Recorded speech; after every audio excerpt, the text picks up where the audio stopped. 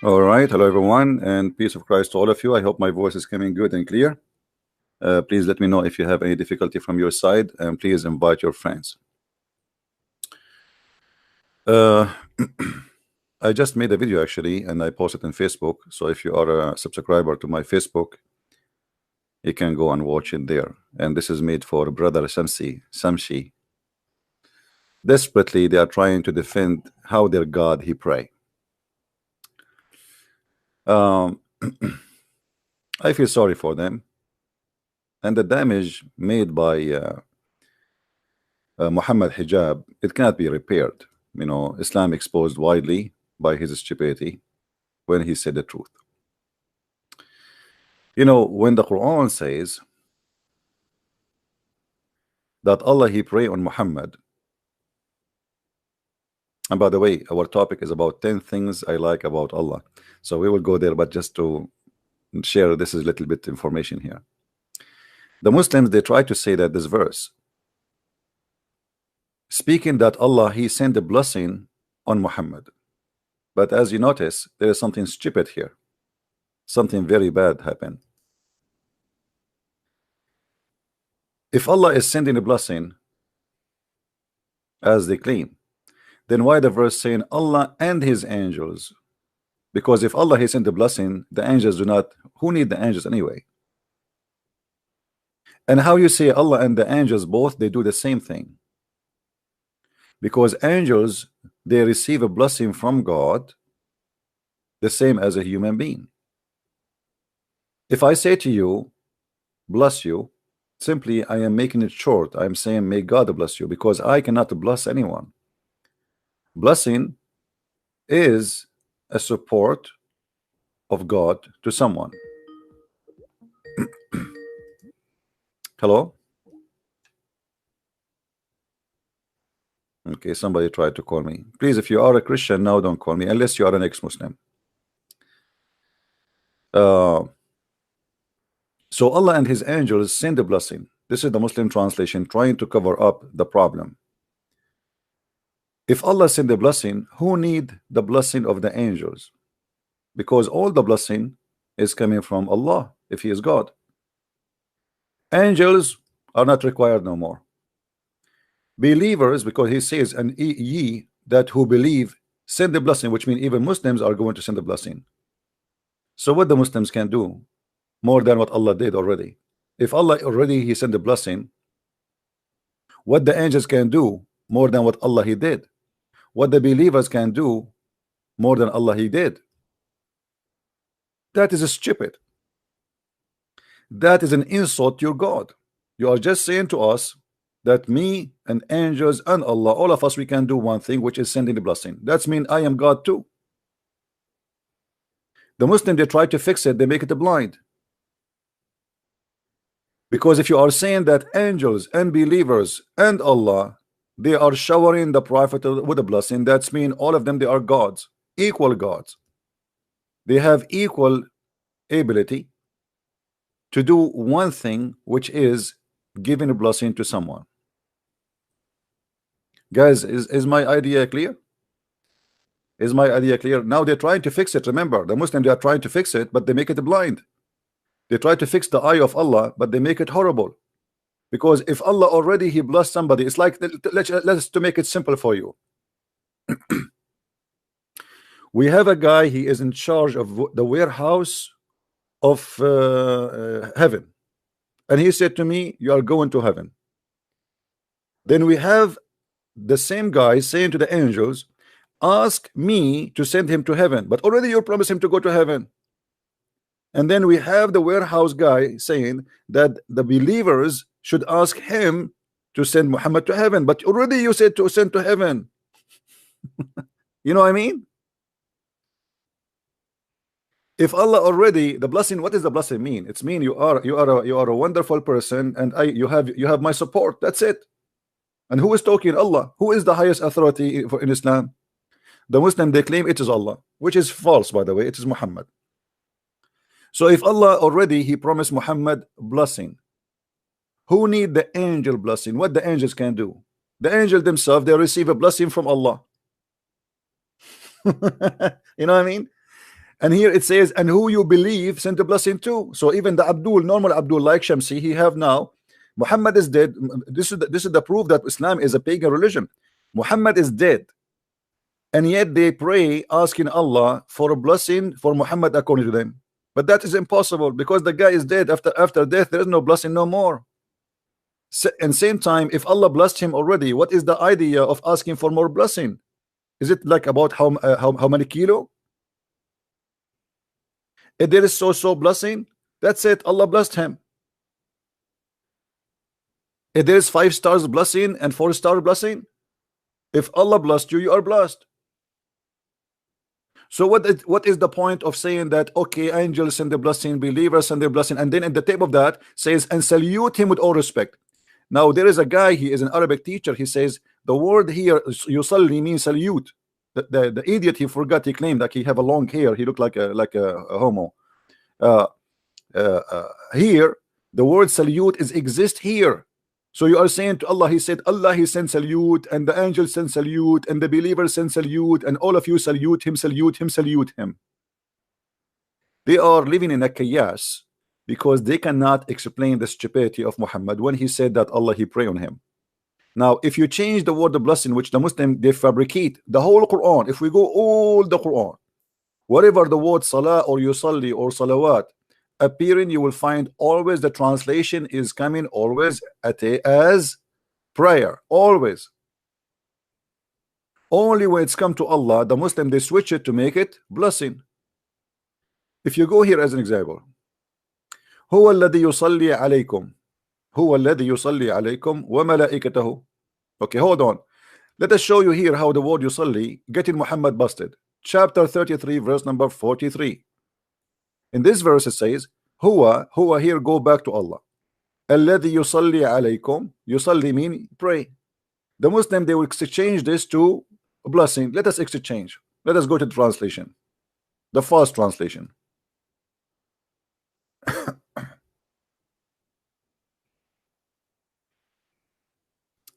Here we go again.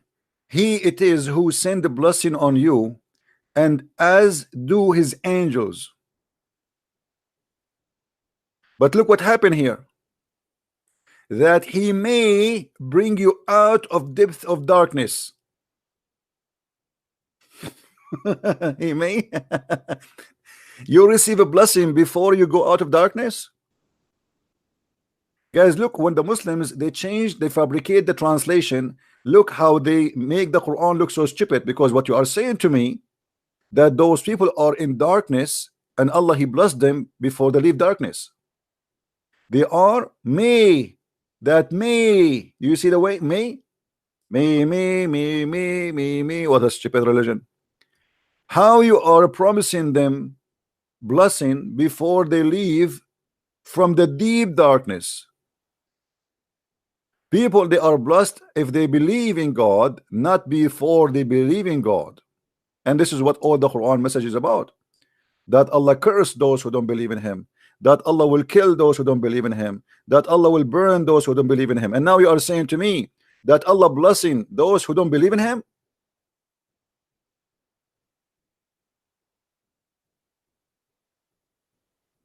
Are we following, people? Are we following? Do you see how this sentence here get the Abdul busted?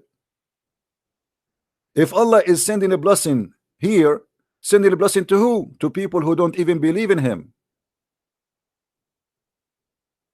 Because it says it clearly that he may bring you out of your depth of darkness. There's no way that the Quran here is speaking about people who they are Muslims, believe in Allah, yet they are in the deep darkness. Same time, the verse here says, it is he who sent the blessing on you and do his angels. Again the same poo-poo. If Allah is the only God, how he make himself equal to his angels? Because now both of them, they are qualified to give a blessing. According to any monotheism religion or belief, only God can give a blessing, unless Allah, he have partners. And here we see in the Muslim translation, partner in the ability. in the qualification, because not only Allah can give a blessing, angels can give a blessing based in the Muslim translations. And that means Allah and the angels both are the source of a blessing. You see, it doesn't say it is he who sent the blessing to you through his angels. Then that the meaning will change then, right? But it doesn't say that. It says it is he who sent the blessing on you, as do his angels, as equal as. It's like saying to you, there is two people who know Islam very well, Christian Prince as and as CP2, like, because we are two, you know. If you look at me in the mirror, you will see two people. So here we see the stupidity again when they try to deceive us with the word of blessing, because the word of blessing made Islam clearly not a monotheism religion. So they try to save Allah.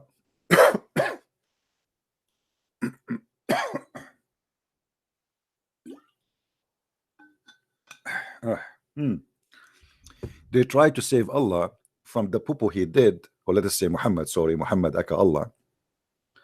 But they make it even more horrible, as you see. And here we have a problem, another problem in the verse. Do you see the word may? Guys, have you ever heard of a God saying may? Okay, if you send me a blessing, maybe you bring me out of deep. What maybe mean?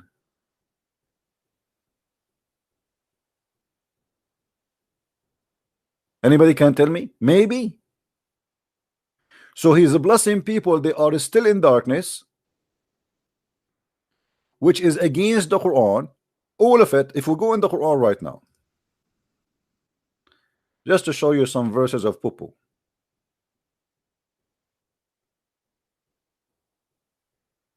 You know, nobody can beat Muhammad with the poo-poo.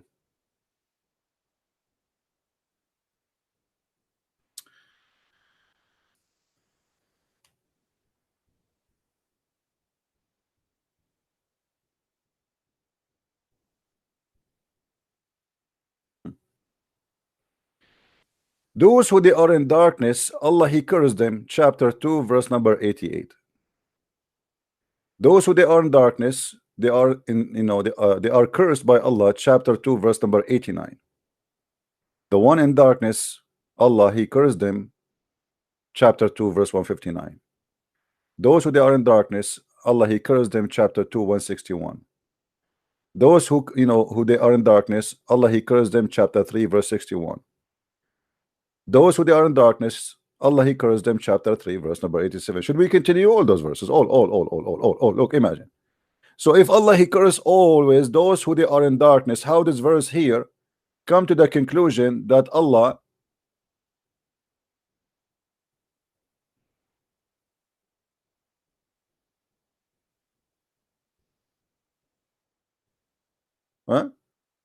he sent his blessing on you? I mean, something here very stupid, right? And we can go all over the verses in the Quran. It's the same story. The true meaning here for the word blessing is not exist. The word here is yusalli or salah, that Allah he sent a prayer on him, and that makes sense with the word may. Correct, guys? Because I pray to God, so may God answer me. All right, my prayer is not guaranteed to be answered, correct? This is why, that's explain why the word may here is exist, because here the word is he pray. If the blessing received already, there's no need for may, for I'm blessed already. Do you understand me, people?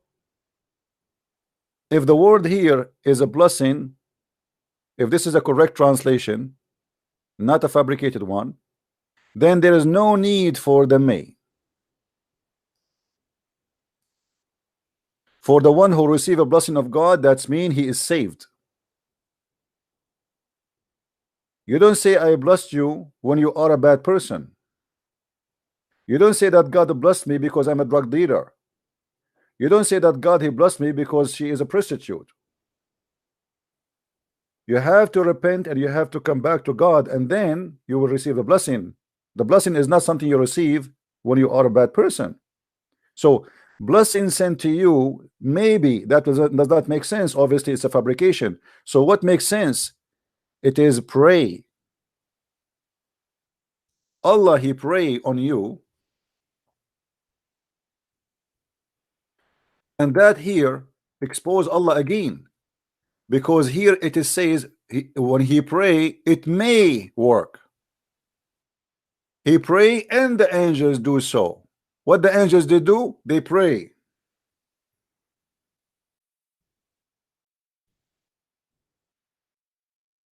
Are you following? And after the prayer, what we have? We have may, which means something is not guaranteed. When God he do pray, obviously this God is just a man like me, because simply the word pray attached to me.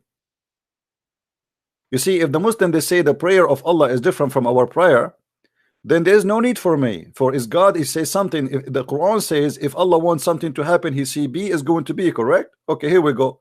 Allah he sent the blessing. What may is for? And who need the angels? What the angels here for? What is the job of the angels? And as you see, it says it clearly that Allah he pray and the angels they do so the same exactly as Allah he do. That's mean angels they have same ability the same as Allah or Allah. So the correct translation for this, that he it is who send prayer on you, as do as his angels pray on you, that he may bring you out. And here we have a problem. Anyone notice there's one more problem? Anyone? There's one more problem. Who noticed with me? Let us see who's of you with a very high IQ. There's one more problem missing we did not cover yet. Anyone?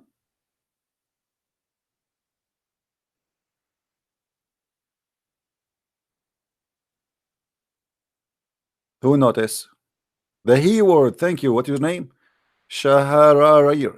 He. Okay, read with me, guys.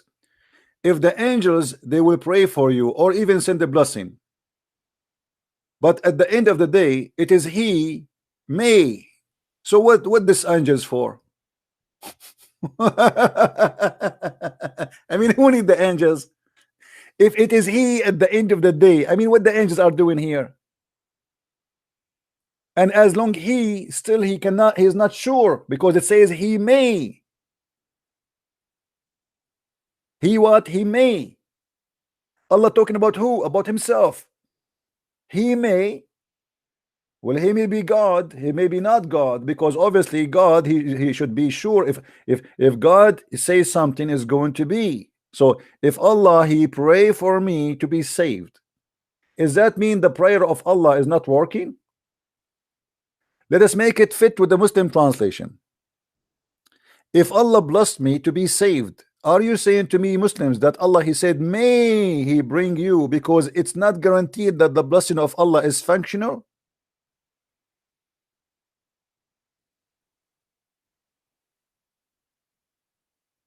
No, the he I'm talking about here is the he here. He, this is the problem more than the he in here in the beginning.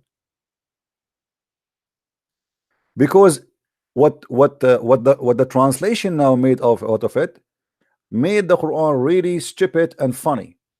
Because if Allah he blessed me and then he says so hey he may, okay, he who, there's only one Allah, there's only one Allah, or there's two Allah? The Muslim they will say there's only one Allah. That's wonderful. So if Allah he gave me blessing, so what do you mean he may bring you out of darkness? I'm blessed already. I'm blessed for what reason? For being a bad person? I'm blessed for being a kafir? I'm blessed for being a guy his name is a Christian prince? For sure not. I'm blessed for being a believer. But here, as you see, those people they are still in deep darkness.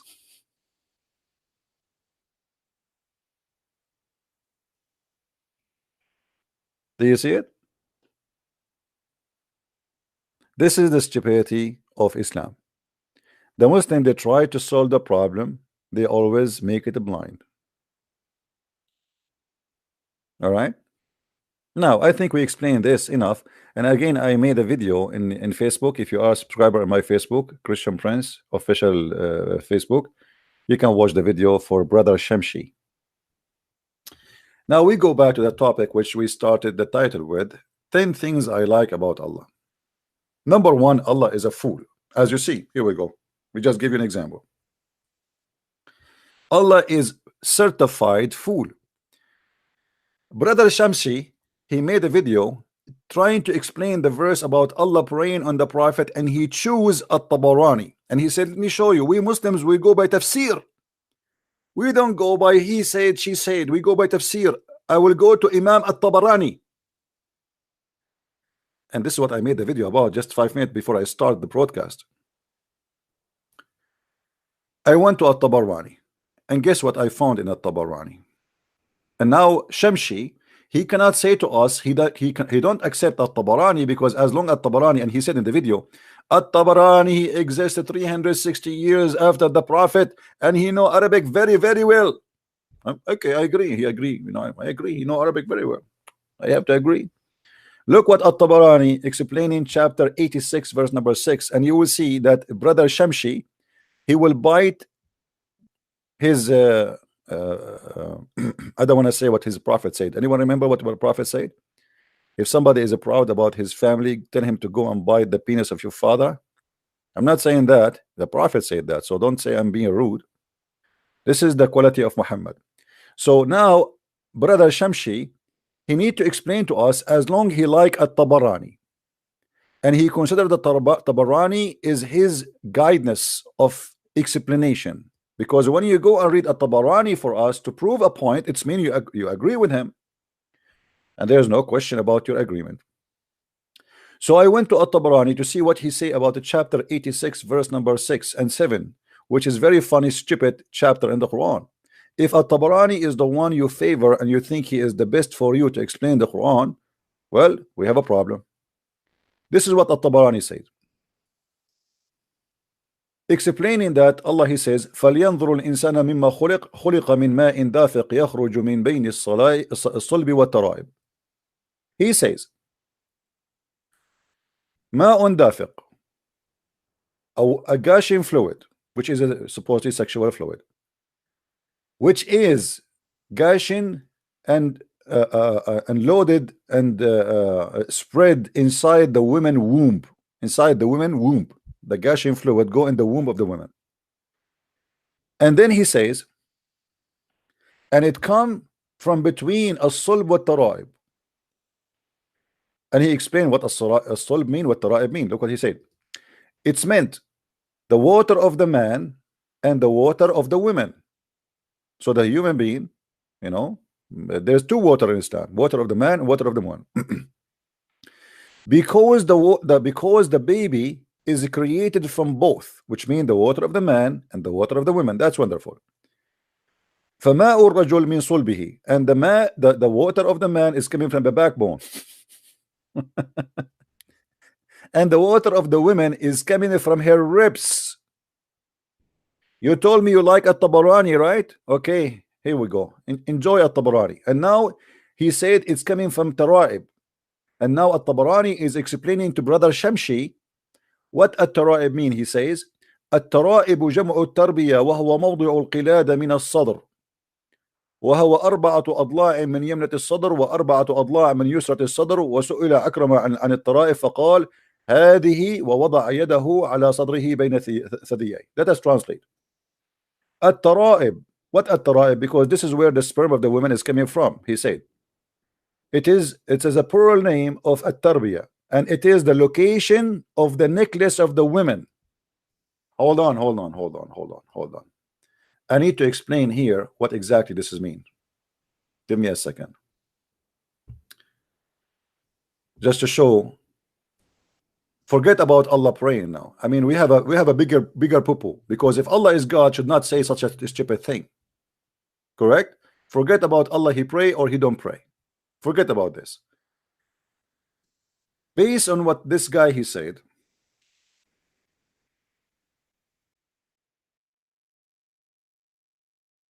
Let's find a picture of a woman.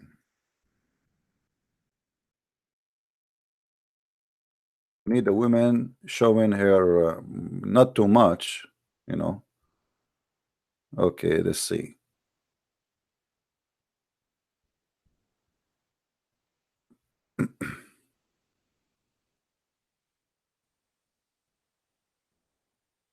I'm looking for a picture so we can put in the screen to show you what Allah he meant exactly based on the interpretation of the scholars of Islam. So the Muslim will not say we are making things up and this is our, you know, false interpretation. And as you see, Brother Shamshi, he is the one who chose At-Tabarani. I mean, that's it. We are done. We solved the problem. At-Tabarani, At-Tabarani. Who knows better? At-Tabarani. Who chose At-Tabarani? Brother Shamshi. I'm trying to find a picture where a woman, she is wearing a necklace. Hold on.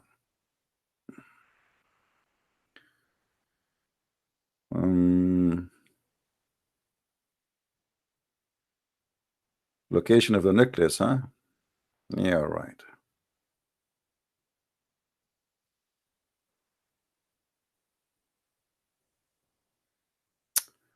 What's wrong with this website? Everybody in the bikini.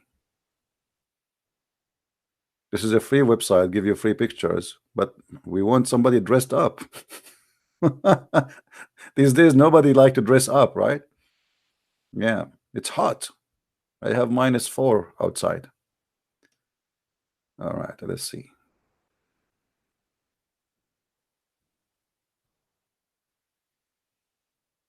Man, all those pictures, either they are not wearing a necklace or they are wearing covered up to the top, or they are wearing almost nothing. There's no so-so. We need to find one.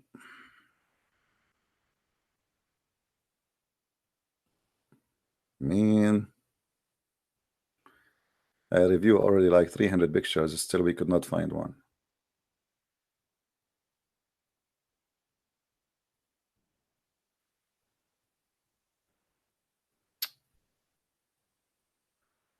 What happened? Girls these days, they are not wearing necklace no more. Not even a single picture I went through, they are wearing necklace. Because I want to show you exactly, you know, because he said that it's a location of the necklace, and I will show you exactly what does that mean. You know what it okay, but you know, but I want to show you the exact location. But anyway, let us see. As long we could not find, we let's choose any picture of a woman, not a specific. All right.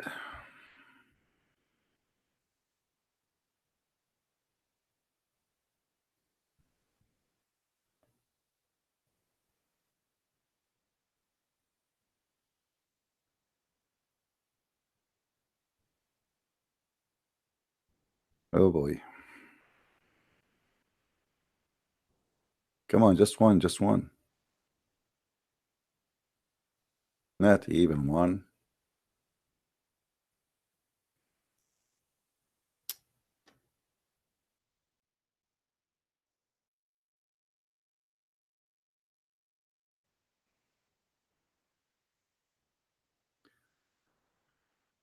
All right, let us choose this one. What we can do, guys. The location of the tribe. I hope the picture will come to you clear. Let me switch the screen.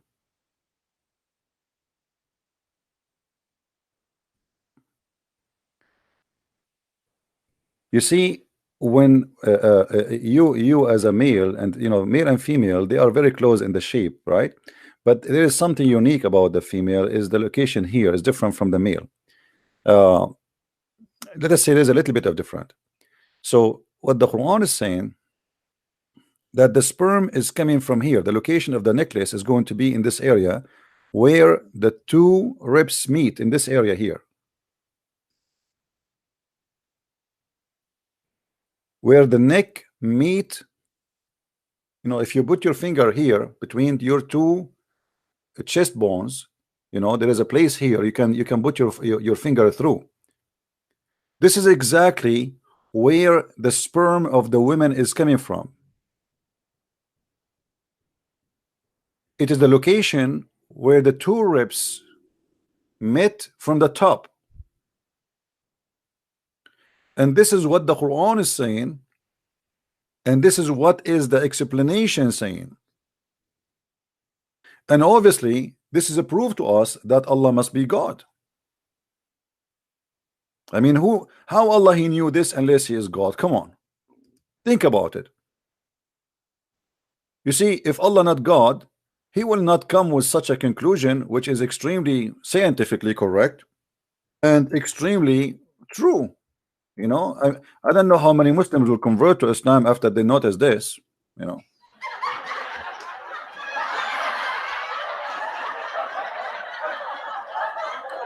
So now brother Shamshi and the brother Muhammad Hijab and the brother Shadir Rabir and the brother Zakir Naik, you know, for sure they are confirming to us, okay, Allah he don't pray, no problem, forget about Allah, Allah don't pray. You know, you got yourself busted already in that field, and it's very hard to fix what is done.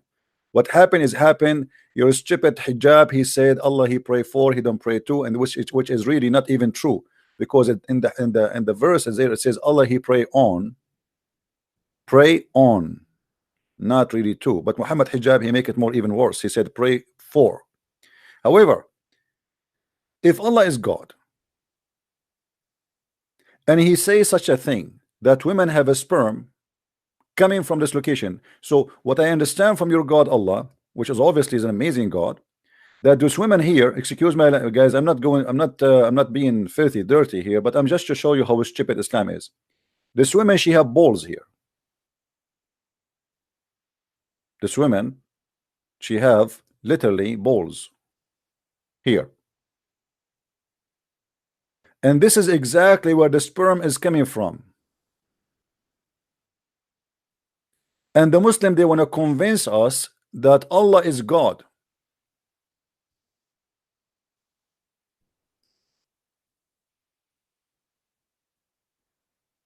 Do I need to debate about anything else?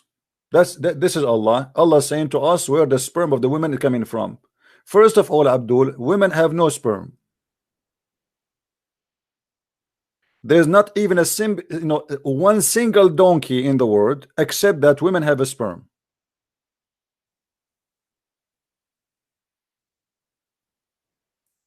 Muhammad, the prophet of Islam, because he is scientifically correct, and he have a lot of knowledge in sperm and business of a sperm. He have a clinic for a sperm. Women, they used to come to him and says, there's a woman, she came to the prophet. Let us call Zakir Naik and ask him about that.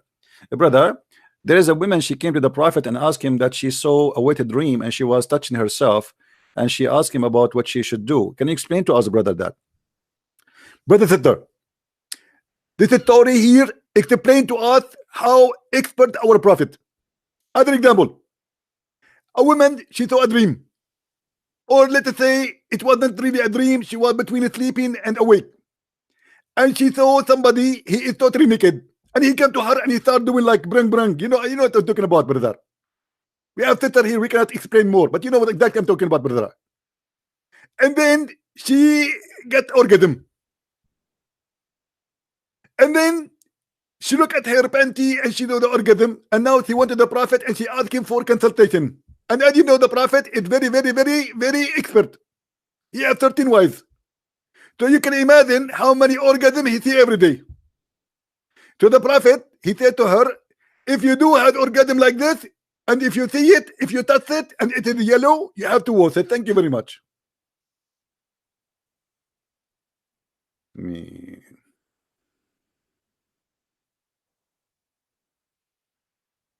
That is science. And Dr. Zakir Naik is a doctor, remember. Now, a Muslim, he might say to us, well, At-Tabarani is wrong. Well, At-Tabarani is wrong. You are the one who quote for me At-Tabarani, Shamshi. Okay, we change At-Tabarani. Forget about At-Tabarani. We can go to different one. I mean, look like all of you are wrong.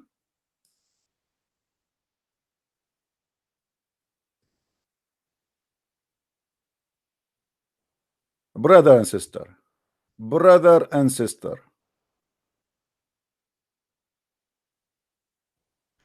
Here at Jalalain, he tried to hide, but he cannot hide it. This is verse number 6. Let us go to verse number 7 and see what the Jalalain will say. Hello? Hello. Yes? I take you in the chat. Sorry? I text you in the chat. Okay, how I can help you, my friend? There is our brother from Egypt. Yeah. He want to convert to Islam, to live Islam. Okay, my friend, he can call me. Just give him my Debate TV account in Skype. He can call me, not you. If you want, if he is serious, he can call me. I will be happy to talk to him. Okay. All right, my friend. Thank you. No, guys, don't call me for those things. If somebody want to leave Islam, so what? I have hundreds of people leaving Islam every day. You want to call me? Call me. It's not a big deal. I mean, so what? Leave Islam? Are you going to a party? No. This is his salvation. You want to call me, feel free. You don't want to call me, it's up to you. Read with me carefully. Issuing from between the loins of the man and the breast of the women. So this is a Jalalain. He agreed that Allah, he is very scientifically accurate, and he is speaking about the sperm of the man coming from the backbone of the man, and the sperm of the women coming from the backbone of the from the ribs of the women. How that can be? All right. Any Muslim?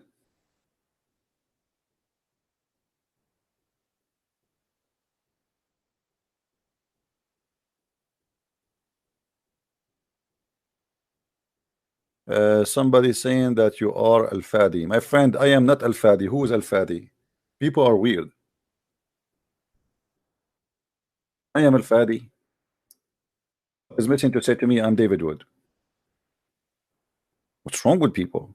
Can't even recognize voices? Listen carefully. Don't send me, please, text messages to my Skype if it's silly. I have a topic. As you see, you are disturbing me from my topic. Text me only if it is really necessarily, and call me only if you have something to do with the topic, and only when I say Christians they can call. First of all, I say Muslims call.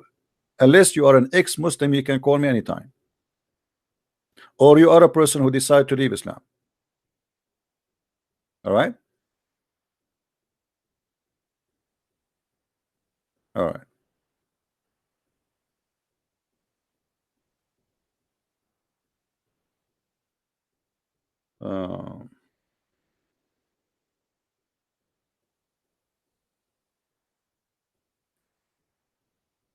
Now, you see, if God is God, he will not do such a poo-poo as we see in the front of us in the screen. Now we can change all the interpretation of the Muslims. You will see all of them, they agree in one thing, that Allah here is speaking about that there is a sperm coming, gushing fluid, coming from the backbone of the man and from the ribs of the women. And as we said, we showed you that this is the location of the necklace of the women. This is alone is enough to prove to us that Allah cannot be God. All right. That guy from Egypt is blocked by me, so you not need me anyway. If you want to leave Islam, he leave Islam. Who care? Guys, don't fall into the trap of the Muslims. If somebody want to leave Islam, do he need me? You do not need me. Okay, leave Islam. You see, we don't do what the Muslims do. We don't have a show here. Oh, brother, he will leave Islam. Allahu Akbar. A brother, he left Islam in the Christian prince's life. I don't care.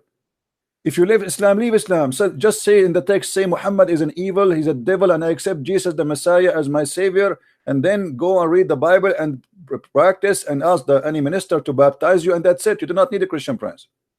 I did my part. All right. So stop asking me about unblocking somebody. Let him go. Hello. Hello? Yes. Go ahead.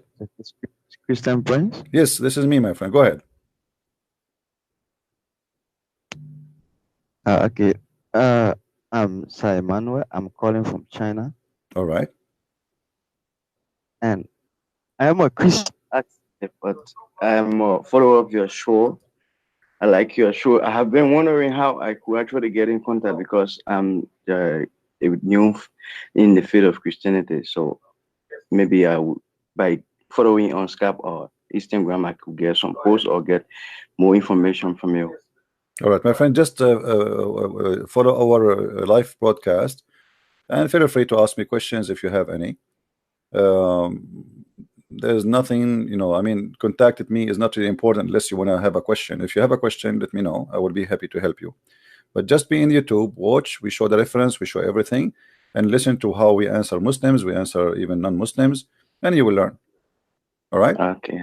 Okay, my friend. Thank you very much. And there's a brother. You can if you want to learn from the Bible, because my topic here is about Islam. But if you want to learn the Bible, you can go to brother Sam Shamoun. He have a show in YouTube. You can join his class. He teach the Bible, and there's many other Christians actually. You can join them, and they will be happy to answer your questions.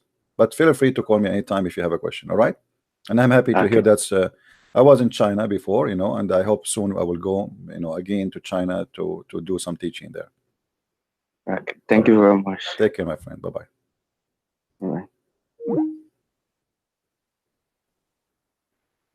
All right. We go back to our topic.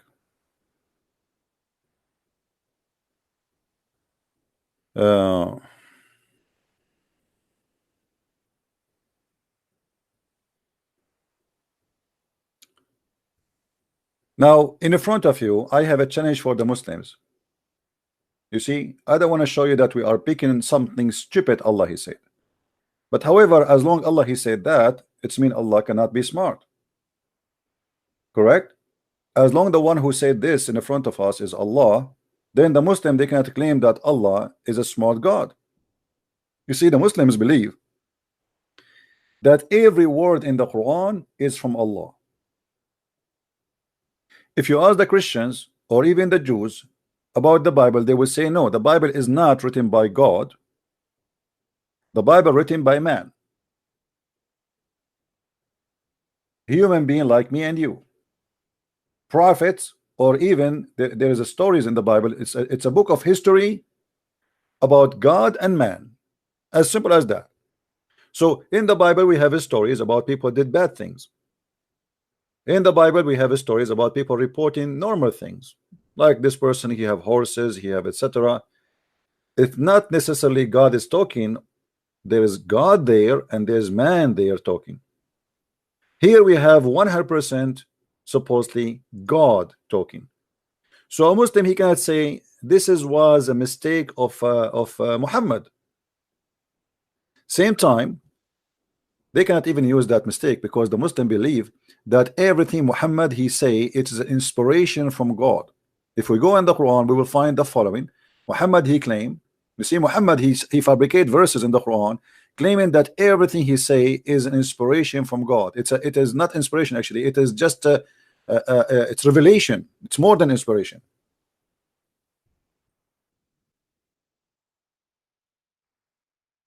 وَمَا هُوَ إِلَّا وَحْيٌ يُوحَى. This is what the Quran says about Muhammad words. In huwa illa wahyun yuha, chapter 53, verse number 4. Everything Muhammad he say, it is inspiration from God. We can go right now and check the interpretation, and you will see this what it means. 53, 4. Let's do it. 53, 4.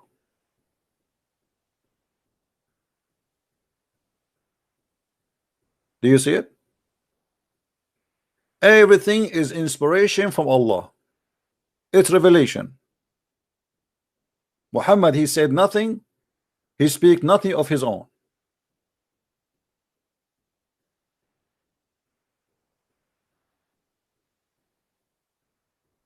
So the Muslim, he cannot say to us that this was a mistake made by someone. This is coming from directly from Allah. All right. Now, I have a challenge to the Muslim Abduls who they are watching us. Who is the Muslim want to show me something smart Allah He said? Look at this challenge. I challenge the Muslim Abdul to show me one smart thing Allah He said. Just one. Just one. Who want to show me a smart thing? You see, I'm not going to show you only stupid things Allah He said. I want to see the smart things. Maybe Allah He said something smart. Because I am trying to prove to you that Allah is 100% fool, not 90%. And this is why I am challenging the Muslims to call me and to show me one smart thing Allah He said. Guys, is that a fair challenge? Is that a fair challenge? I believe that Allah is 100% fool. I want a Muslim to call me and to show me that I am wrong. Allah at least He have 10% intelligence. Or if He can show me 100% smart, that's impossible, because already we showed you how Allah say that women have a sperm coming from their ribs, and this is why I'm still single. You know, I'm afraid that one day I will go to the house, like, you know, I bring my bride with me and she take off her clothes, and then when she is naked, instead of seeing that she have a breast, I find that she have a breast testicles. I don't want to get that. I mean, that's just really scary, disgusting. What I will do then? Send her back home? Divorce her?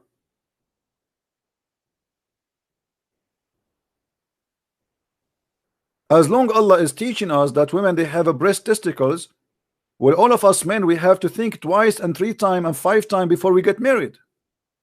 This is very dangerous.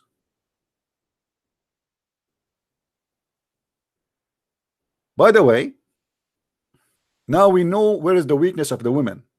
So if you have a fight with the women, you see the women, they have your weakness, they hit you there, right? So now you know where to hit them. I'm just joking, don't hit women ever. Any Abdul? Hello?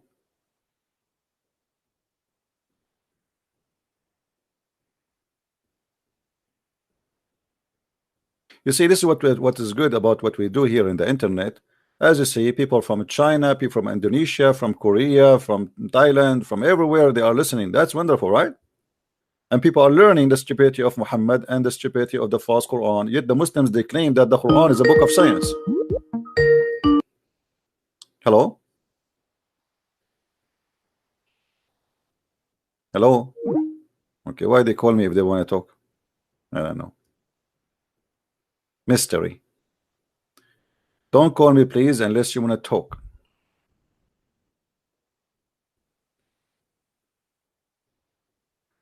If there is one Muslim want to call me and tell me one thing smart about Allah, just one.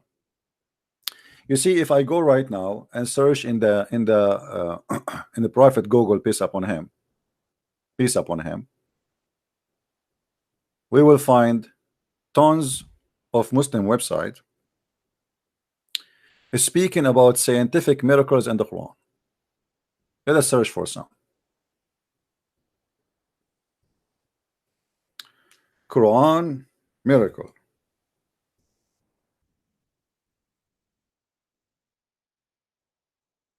And then if we examine those, what the Muslims call them miracles, we will find all of them, they are shish kebab. Look how many, look.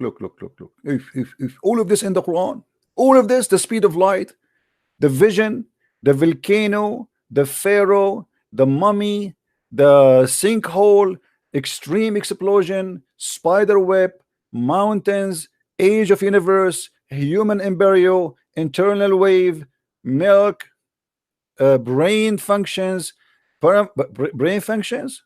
Hold on. Hold on. That's something. That's something. The Muslim, Allah, He found how the brain function. Oh, I'm really interested, guys. Do you want me to check this one? Let us vote. Who want me to check at the brain function one? I am a person who like the brain, because here we see the intelligence of Abdul. What do you think? Should we go to the brain function, or we choose something else? Should let it go, or we go to the brain function? Tell me, guys. Tell me, please. What do you want? Which one you want? Wherever you want, I will go. Brain function. All right. I told you 1,000 times that we are Arab, we are stubborn. If you say to us yes, we say no. Come on, don't you learn? We are Arab. We don't go by democracy. Okay, most of you now, you say the brain function. Me as an Arab, I cannot accept. Brother Tatar. Now you force me to do the opposite, brother. I cannot take the brain function. Okay, I'm just kidding with you. Okay, go ahead. Brain function. And look at the art, man. Brain functions. The frontal part of the brain handle lies. If. Are you sure? Hold on. Somebody make me some tea. This is really messed up. I'm really, man. By the way, guys, I notice each time I lie, because I am a Christian prince and the Muslim, they keep saying to me, you're a liar. So obviously I lie a lot. So each time I lie, brother, I feel like the front of my head is acting differently. This is in the Quran. In the Quran, the frontal part of the brain handle lies. Let us see that. For centuries, it was thought that the frontal part of a human brain handle vision simply because it's near the eyes. Today we know that this is false. This part that's handle vision turned out to be the rear of the brain. See the image. In the front part of the brain is called peripheral vortex, excuse my English, guys, and responsible for connecting lies. Look at this. Pathological liars have more the white matter. Okay. Now we know what is inside the head of Muhammad. Okay, continue. Liars show relatively widespread increase of the white matter, 23 to 36%. Okay, now let's go. Let us cut the crap. Let us go to the verse. And here the verse, chapter 96, verse number 16. A lying, sinful forehead. Unbelievable.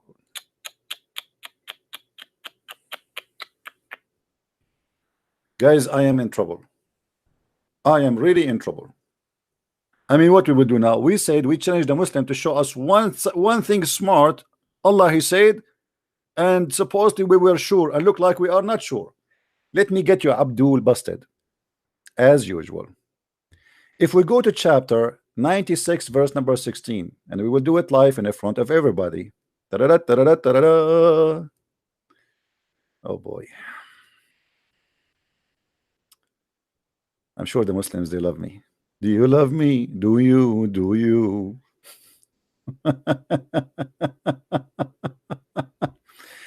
Guys, what is the sinful forelock mean? Somebody translate to me what forelock mean. Do you see how they lie? The Quran speak the nasiya is the hair of the front of the head. What the verse saying that Allah will grab them from their hair. This is not the head. Hello. Talalala. You make it a brain. Look like the Muslims. Hold on. I just discovered something I never noticed before. That the Muslims look like they are different from the rest. They have their brain in their hair.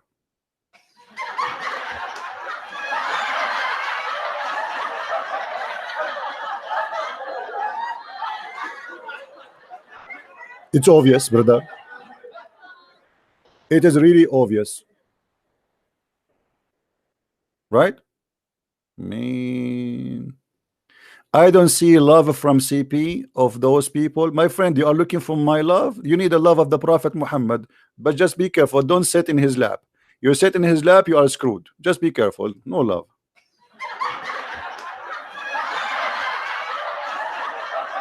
Muhammad Gita, he's saying, I don't see love. What love? You are upset because we are getting you busted about your lies. How you make the hair on the front of the head, you make it the head, and you make it about the white substance inside the brain and discovery of why Muslims, you have no dignity. Why you lie? Why you fabricate miracles and science which is not there?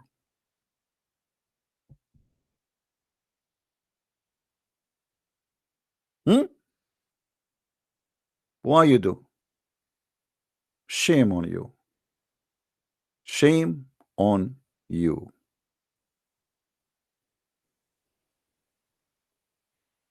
He's a liar, by the way. This guy is a liar. You see, he told you he wanna, you know, whatever he told you. See, here we go. The Quran is speaking about them, Muslims. So what the Quran is saying, that Allah will grab you from the front of your head, which is the hair. He is not talking about the head itself. The Muslim, they make it a miracle and they make it science, and they start quoting for us from scientific books, and they try to make it about the Quran. Okay, this miracle get busted. Which one next, guys? Which one you want? Which one? Choose from me. Look how many. Look how many. I want a Muslim to choose from me one. Which one? Look. Mean all of this in the Quran. Even the hamburger. Even the hamburger is there. Unbelievable. Look at this boy. Look at this boy. Breastfeeding. Oh, don't talk about breastfeeding. Please don't talk about breastfeeding. I mean, this is alone is something. The only one who taught breastfeeding for adult in the whole universe, his name is Muhammad, peace upon him.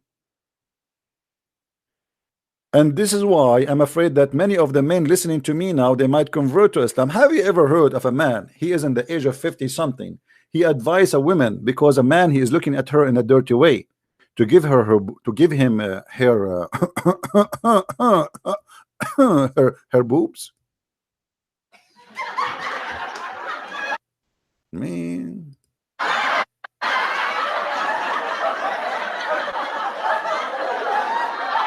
So Muslims, you respect Christianity, look like you are not a good Muslim, because Allah, he says the Christians are kuffar and they will go to hell. Yeah, you want to play victim. So now, who is the Muslim when I call me and he will choose from me any of those fabricated miracles to talk about? Open it challenge. Who is the Muslim when I choose for us one of those he claimed to be miracles? Which one? Anyone? Any Muslim?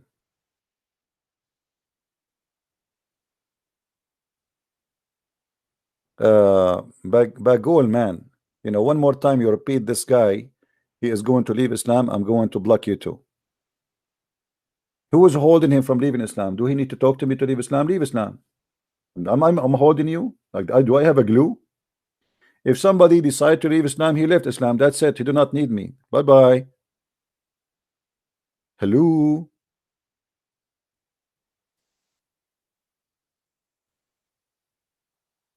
Anyone?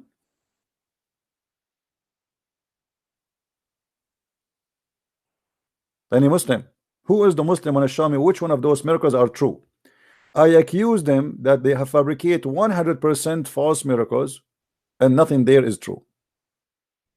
Even hydrogen in the Quran. Look. In the Quran, hydrogen. I mean, what I can say. Allah have hands, what I can say. Do you remember this guy, the Asian sheikh, who was explaining Allah have hands? Allah, he say have hands. What I can say. Okay, Allah speak about hydrogen. What I can say.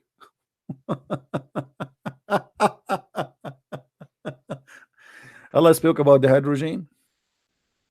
Allah spoke about tears. Allah spoke about expanding the universe. Any Abdul? Any Abdul, my friend? Who is Abdul wanna call me? Come on. It's a challenge for you. Name for me the one story is true there. Anyone?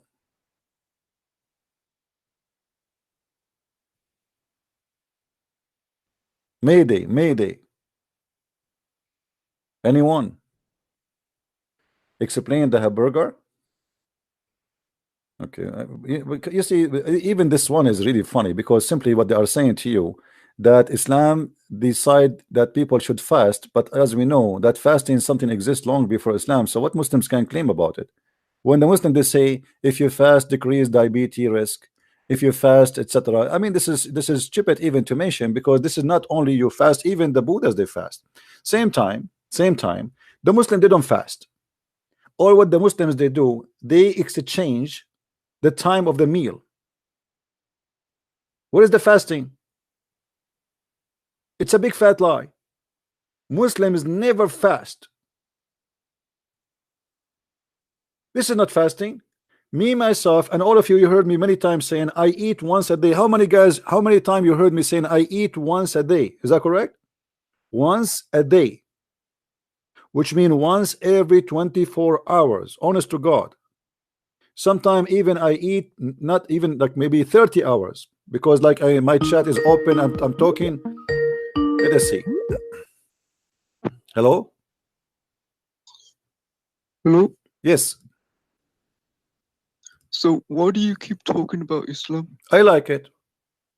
What's wrong? What's the problem? Some people, they like to talk about belly dancing. Some people like to talk about painting. I like to talk about Islam. What's the problem? Well, it seems like you have this unhealthy obsession. Okay, well, explain to me what unhealthy obsession mean. It's very disturbing. Okay, are you saying that you Muslims, you are suffering from that? Because every Muslim every day pray 5 times a day saying, oh Allah, please don't make us the same as the Christian, and don't make us the same as the cursed Jews. Who is the one who have earthly oppression now? Don't you pray 5 times a day? Don't you pray 5 times a day, repeating the chapter of Al-Fatiha, saying, Allah, please, please, please don't make me like the Christians, and don't make me like the cursed Jews? What's wrong with you? The first thing you do in the morning before you touch your ass, you pray to Allah not to make you like us. My friend, no, I'm asking you, do you that, or I'm lying? Do you recite Al-Fatiha 5 times a day, or I'm lying? You're telling the truth. I'm telling the truth. Thank you very much. So why you do that? Do you have a health problem? Why you Muslims do that? Why you ask Allah not to curse you like the Jews, and not to make you lost like the Christian? Why you don't pray your day, start your day with something beautiful? Okay, pray to your God and forget about the Christian, about the Jews. Why you cannot start your day without cursing the Christian and cursing the Jews? Are you finished? Yeah, I guess. Go ahead. Okay, I apologize for talking while you were interrupting me. Now, you are very polite, man. That's wonderful. Okay, go ahead. And I apologize again for talking while you interrupted me. Now, we are talking about you, okay? Why don't talk about you? What's wrong with talking about you too? You talk about me. I'm asking you the same logic. I'm using your logic. Your logic is the one who talk about something. He have a healthy issue. You pray 5 times a day, asking Allah not to curse you and not to make you like the Christian. Why you do that? Are you mental? So for the 3rd time, I'll apologize for talking while you. No problem. You can apologize 1,000 times. Still, you won't answer me. You're trying to be smart. You're not smart. Here we go. I'm getting you busted. If you are saying to me that the one who speak about the topic non-stop, it's mean he have mental issues. Why the first thing you do in the morning is cursing us? I apologize for interrupting me, etc. You want to repeat that? I can put a recorder for you. Now answer me. Go ahead. The problem with you is you're full of hate, too much hate. What about, okay, let us talk about hate. I will go with you. Chapter 5 verse number 14, it says that Allah, he spread hate between the Christian, which means if I have hate as a Christian, you have to blame your God Allah, because he is the vendor of hate. The supply of hate come to the Christian from Allah. Do you know that? Nothing wrong with that. A second ago you say the problem I have hate, and now the problem is not hate no more. Why you said to me a second ago that if I have hate, you are saying the problem you have a lot of hate? But now I mentioned to you chapter 5 verse 14 says that Allah is the one who supplied the Christians with hate. Suddenly hate is good. Which Christians? The Christians, us. I'm the Christian. Here we go. The Quran says that chapter 5 verse number 14, it says, let me read for you. You know, from those who Allah to call themselves a Christian, we took a covenant, but they forgot a good part of the message that we sent to them, so we string them with enmity and hatred between one to another to the judgment day. So as long you are against hate, are you willing to condemn the teaching of your God, and he is the one who supply us with hate? Which Christians? Me, the Christians. Which Christians? The Hindu, obviously. It could be any kind of Christian. It doesn't matter what kind of God he supplied them with. matter. What kind of God? As long you are against hate, be honest with yourself. As long you are against hate, what kind of God he supplied people with hate? Where, according to this verse, where people get hate, they go and call Allah. The warehouse of hate is Allah, as you see. I think it's talking about a specific kind of Specific, Christian. okay, specific, no problem. Why you want to spread hate? And at the same time, it doesn't say specific. You know what? Get me busted. Show me it says a specific. Well, I can't show it now, but Why you cannot show Because me? Why you cannot show me? What's because I- wrong? because I wanted to talk about you. Your mama is not there? Ask mama, ask daddy. They can help you. So why would you talk about my mother like that? I'm not talking. Did I say anything? I said ask them, because obviously you're acting like a baby. Ask mama, ask daddy. I said mama and daddy. Ask mama, ask daddy. They can help you. What does verse mean? The verse mean that the Christians, Allah spread hate between them until judgment day. You said to me this is about specific kind of a Christian, but as you see, it says until judgment day. Have you ever heard of a specific kind of people? They live until judgment day.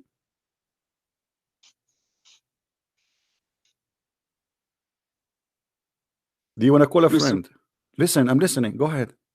By the way, I notice you are dangerous. How? I don't know, like you are very deep. You're very scared of me, that's why. I'm terrified. Yes, I will end your career tonight. And now, how you respond to what I said to you? I'm waiting. Well, I think it's a specific kind of Christian. Doesn't matter. Let us say a specific kind of a Christians. Let us say Christians who have two noses. What kind of God he supplied them with hate? Why he want to spread hate? Is your God Allah is a devil or he is God? Because some people will never change. So you never change. So you supply them with hate, and then they will do what? They will go and do killing. If you supply somebody with hate, is that will make him better person, or will make him more evil, and then he will hurt other people? So what is the benefit of Allah? What Allah is generating as a benefit from spreading hate? The benefit is to test the believers. What testing? Well, those are not believers, Abdul. He cursed them with hate. What's wrong with you? Test the believers. No. By the way, how Allah look, okay, as long you are talking about test the believer, have you ever heard of Khadija testing Allah by her legs? So now you're changing topics again. No, I'm not changing topic. You are the one who mentioned the testing the believers. According to according to Khadija, Abdul, listen. According to Khadija, she examined the inspiration of Allah, and she did striptease to her prophet, to her husband. And after the striptease, she asked him, an angel, he came. You know the story, right? You know the story, my friend? You know the story? How Khadija, she did practice striptease. Look, all those guys on YouTube, they are talking about that. All right. Here you will see Imtihanu Khadija Burhan al-Wahi. I don't know if you speak Arabic or not. The book of As-Sira al-Halabiyya. Let me show you the book. I like the book. I like the cover actually. You know, As-Sira al-Nabawiyya li Ibn Hisham. And this is one of sources of the story. It says here, variant number 1. قال ابن إسحاق قال page number 239, variant number 1. عن خديجة رضي الله عنها أنها قالت رسول الله يا ابن عم أتستطيع أن تخبرني بصاحبك. Let us make the story short. Muhammad, he sees someone in the corner every day, and Khadija, she said to him, I didn't see him. He said, well, I see him. So Khadija, she said to him, okay, next time you see him, please my cousin, tell me. You know, the Arab, they call the husband cousin. So he saw him as usual, and then she said to him, okay, come here Muhammad, come here Habibi, and sit in the top of my right leg. And Muhammad, he sat in the top of her right leg, and she said to her husband, do you see him? You see, I'm showing you the screen. فتحول رسول الله صلى الله عليه وسلم على فخذها اليمنى فقالت هل تراه؟ قال نعم. So he sat in the top of her the right of her leg or thigh, and she said to him, do you see him? He said yes. Then she said, okay, stand up and sit in the top of my left leg. And do you see him? He said yes. And then she said, okay, sit up, stand up and sit in the top of me. And she took off her clothes, which means they want to have sex. And then she said, do you see him? Oh no, sorry. Now he sat in the top of her, but did not go like, you know, like totally out of. So he sat in the top of her, but she's still wearing her clothes. She said, still you see him? He said yes. And now she said she took off her clothes and uncovered herself. And the prophet sitting in the top of her, and she said to him, do you see him? He said no. She said, glory to Allah, this is an angel. Have you ever heard of a wife testing the angel of God by striptease before. Where is the English version of that? I don't know. You find it. I show it to you. I show you the reference in the screen. This is your Islamic website, library.islam.net, and you can buy As-Sirah An-Nabawiyya Ibn Hisham in English, and you can find it. This is variant number 1, page number 239. I'll look into it. All right. So anything else, my friend, you want to say? You want to say to me? Yes, I hope you can be less hateful, more respectful. Okay, you know, my friend, I decided to stop hate. I want to marry 4 girls, Muslim girls, to show you how much I love Islam. Is that okay? So you are also a pervert too. I'm what? A pervert? What does that mean? Explain to me. Does that mean like I have like to have sex with the children 6 years old, like your prophet? That's a very terrible argument. What do you mean? Your prophet, he have sex with 6 years old girl. Does that make him pervert? You said to me, if I like to have sex with 4 women, that make me pervert. Your prophet, he have 13 wives and limited numbers of slaves, and he have sex with a girl. She is 6 years old. So suddenly pervert is not in the dictionary in your more. I just said to you, I want to marry 4 girls, Muslim girls. You said to me, I am pervert, right? Okay, so the one who marry 4 girls, he's pervert. Your prophet, he have 13. One of them is a child. What do you say? Oh, what I meant was the way you talk about these things. What do you mean we talk? Okay, let us talk about things. How we should talk about. Let me ask you. If somebody said, go and bite the penis of your father, do you think he's a pervert? You are jealous of Muhammad. I'm very jealous for sure. Absolutely, I'm jealous. Look at this. I mean, the guy, he have a lot of women. I mean, that's we cannot debate about that. But still, answer me. If Muhammad, he said to a man, go and bite the penis of your father, does that make him pervert for you or no? Muhammad has billions of followers. You are nothing. You are irrelevant. And billions of stupid. They are leaving Islam, my friend. Here we go. We are explaining Islam to them, and they are leaving, as you see. You are irrelevant. Do you know how many people how many Muslims they buy my books every day? You will not believe it, man. Shabir Ali himself, Shabir Ali, Zakir Naik are reading my book, brother. So where's the evidence of that? With the evidence, okay, ask Shabir Ali, ask Shabir Ali. Ask him. I challenge you to ask him. Actually, I show his purchase before. Shabir Ali, he did. Ask him. I challenge him to say he did not. Ask him. How can I ask you see, I'm speaking in public. Correct, guys? I'm speaking in public. Shabir Ali will hear me. Shabir Ali will go and make a video, says Christian Prince, he said, I did buy his book, and this is a lie. Let him do it. You will see he will never dare to do so. Well, maybe he doesn't take you seriously. So he buy my books? He don't take me seriously, and he buy my books. Abdul, now, I will give you a chance to prove Islam to be something very good. Can you show me one thing for you as a Muslim? I don't want to talk about bad stuff. Can you show me one good thing about Islam? Just one, anything. Can you? The way it defines righteousness. Righteousness, like what? Like giving to charity, respecting parents. Charity, I like that. You see, I was talking to you for how long now? Half hour? I did not ask you to pay me money. Do you know that your prophet, he refused to talk to a blind man because he is poor, and he insists that if you want to meet with the prophet, you have to pay him first? Is that true? People do that today? No. People do that today. Muhammad is dead, Abdul. He's dead. You cannot pay him. I'm saying, do you know that your prophet refused to talk to a blind man because he is poor? And this is in the chapter of Abasa. And Muhammad, he said that Allah told him that before you meet with the prophet in the private consultation, you have to pay him money. Yes or no? Or I'm lying? Nothing wrong with that. What's wrong with that? Well, where is the righteous here? Righteous is a person who do, even the Quran says, follow those who ask you for no wages. Speaking about the disciple of Jesus. How you ask for wages if the Quran saying, don't follow those who ask you for wages?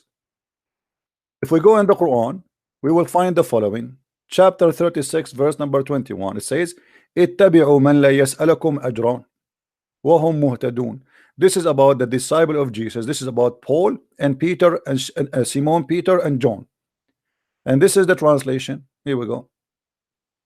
So how Muhammad says that Allah says that the disciple of Jesus says that Allah told them to say that obey those who ask no wages from you. as a return of kindness. Yet Muhammad, he said to them in different verse, well, if you want to meet with the prophet, you have to pay him. Not only that, Muhammad, he claimed that he can pray in your behalf. You know, you pay him. Let me show you, my friend. Here you go. What was the payment for? The payment because he pray in your behalf. I mean, this is wonderful. All right. Yeah, It could be for anything. It could be for anything. Okay, sure. This is what it says in the verse, brother. This is what it says in the verse. The verse says that what I can do. I mean, come on, listen. Anything. Abdul, listen. The verse says that, so we cannot. Are you making fun of Allah, my friend? Are you making? You are making. Okay, so the verse says that. How you know that doesn't say that? Here we go. Chapter 9, verse 103. It says, "Take from their money alms, so you can like sanctify them, purify them, and pray in their behalf. Give me, okay, my brother. Give me, brother, $5. I will pray in your behalf." What kind of a prophet? If you pay him, he pray in your behalf. What does that mean? He's like he's a contractor for prayer. Read with me. You keep going. Abdul, you keep going from one topic Abdul, to yes, I'm going from one topic to topic. I'm going with you. You are the one who said to me, aren't you the one who said to me charity in Islam? Aren't you the one who mentioned that? Let us see where the charity goes. Of their goods take alms, that thou mightst purify, sanctify them, and pray on their behalf. So if you pay Muhammad is like a Pepsi Cola machine. He have a hole. I'm not going to say where. I'm very polite. You put the coins there, Muhammad, you start saying, Alhamdulillah, Rabbil Alameen, Al-Rahmanul Rahim. I like to eat teen, fight for Palestine against the Jews, in Takbir. Okay, now, by doing that, by paying him, he pray in your behalf and he sanctify you. Since when somebody pray in the behalf of somebody because he paid him? Explain to me. Is this another verse? Yes, this is another verse. What happened to your voice? Are you okay? Are you under the table now? Go, Abdul. Go, Abdul. Let the man of the house call me. Okay, let your mom call me. I want the man of the house to call. Oh, we have a Muslim is calling us, trying to call us. Hold on.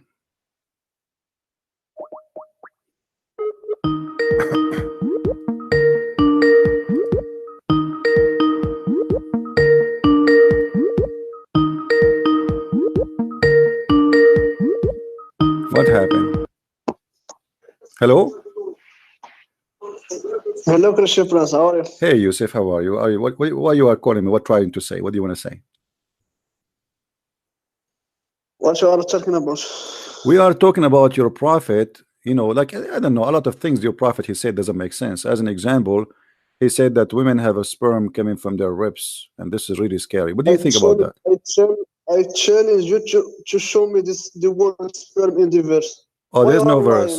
Oh, okay, hold on. Why you are lying? Okay, hold on. Okay, hold on. Let us see who's lying. Okay, hold on. We will go. Hold on, guys. Okay, we will go. Why you are lying? We will see. All right.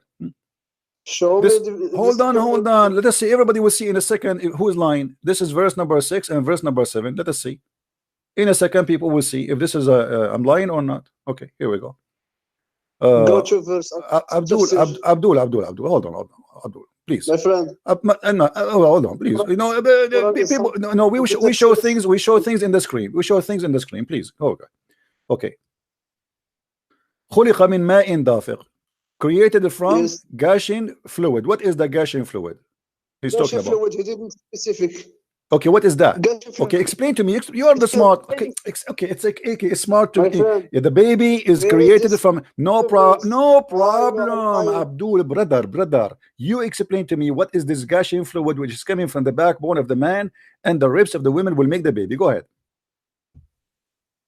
The gushing fluid is the gushing fluid. What is that gushing fluid? Is it oil? Is it oil? Is it cheese? Is it what?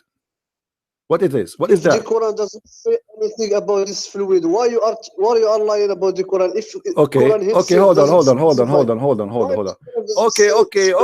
Okay. Let us see if I'm lying or not. Hold on. Everybody will laugh at you, my friend. Here we go.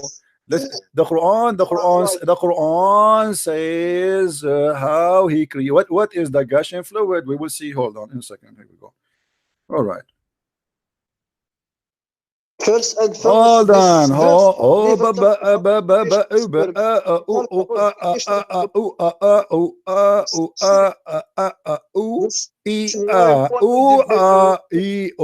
Okay, listen. How Allah describe, which verse in the Quran describe how Allah He made the baby? Tell me, do you know? I will go to that verse you choose for me. Which one? This verse that you are talking about, no. He talk about the creation of man and not the creation of the sperm. This is what you are confusing. I'm not talking about the creation of the sperm, my friend. It's talking about the creation of the man, correct? But he's telling us, okay, but he's telling us where the sperm is coming from. Let's see. What if we go to Ibn Kathir? Is Ibn Kathir is okay for you? Is Ibn Kathir is a scholar for you, or he's a potato?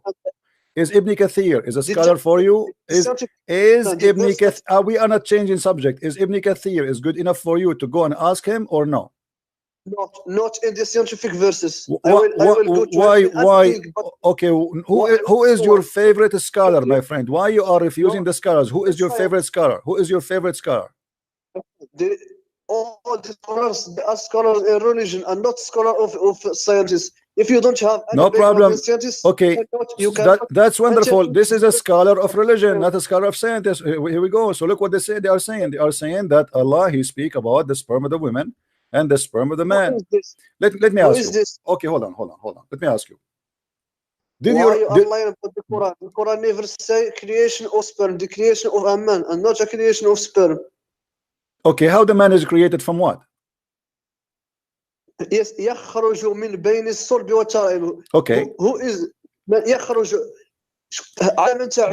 Guys, Yusuf, he speak Arabic. Did you hear him speaking Arabic? Correct? Did he speak Arabic? Okay. Yes. What is the interpretation? What is the interpretation for the scholar you like, so we can read for you? I just tell you, the scholar doesn't understand the science. If you don't have at this time of scholar. So are you saying the scholars at that time they are stupid, and you are the scholar today? No. At this time, the scholars are good in the religion, but not in the science. Okay. So are you saying to me that Allah was not good? He is good in religion, but not good in science. Are you saying that? I am speaking about scholar, not good. I know, but the one who said that it's Allah. Allah is the use the word tara'ib, not the scholar. What is the word tara'ib mean? What is the word tara'ib? What is the word tara'ib mean? What is the word tara'ib mean? Go ahead. What is the word tara'ib mean? Tara'ib is a part of a woman. A part of what? A woman. That's a big fat lie. A tara'ib mean the bones of the chest, the location of the necklace. You are lying, my friend. Why you are lying? Do you want me to get you busted live? We are discussing sperm. My friend, I asked you, the Quran used the word tara'ib. What tara'ib is? You said something different. The tara'ib is the ribs of the women. Why you are lying? Ribs of the women. Okay, so what is that? So what is that? When a man and women they have sex, is coming from the ribs of the women will make the baby. Go ahead. Allah in this verse, Allah says that the man himself is the man. It is the man who is between the sulb and tara'ib, and not the sperm. The man is between the sulb and tara'ib. The man. My friend, don't friend me, brother. It says a gashing fluid. Allah created you from gashing fluid. Did the Quran says Allah created you from gashing fluid? Yes or no? Does the verse says Allah created you? Does the verse says Allah created you from gashing fluid, and this gashing fluid coming from between the backbone and the ribs of the women? So what is the gashing fluid will create the baby? Go ahead.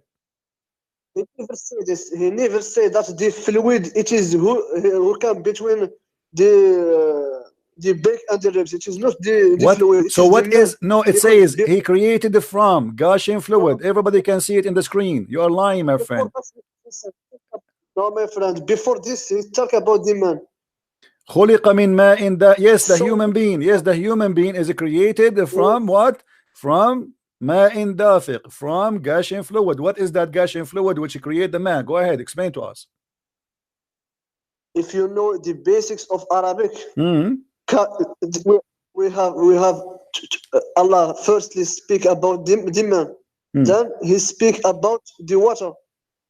then he speak about something coming from between the back and the ribs. Okay, what is that something coming from between the backbone and the ribs? Go ahead. What is that something? This something is referring to man and not referring to the water. Abdul, are you saying to me that all the Muslim scholars, everybody is laughing at you because you are saying to me now, all Muslim scholars, they are liars? Are you saying that? Are you saying all Muslims they do not understand Arabic better than you, and you are the only one who come with this in conclusion? All scholar Muslim at this time don't understand the science, because the science. But this is not about science now. This is about what the Quran is saying. Forget about science. Who's talking about science now? Hold on. What you are saying to me that Allah, you are explaining to me the science now or the Quran now, because you are getting busted. So you are trying to make it fit with the science. This is why. So the scholars, you get yourself busted. Okay, let me ask you. What about your prophet? Did your prophet say something poo-poo about this? Did your prophet say that this is the water is coming from the women and the man, and whoever comes first, the baby will be a boy? Did your prophet says that or no?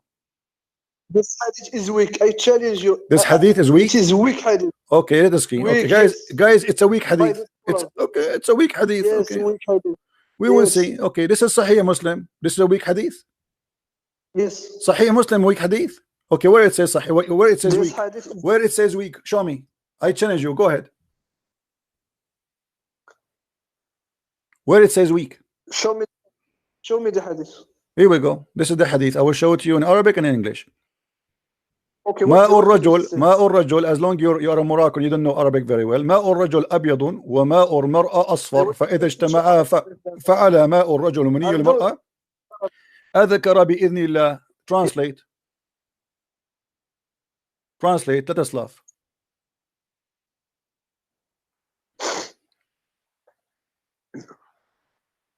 You can call a friend if you want.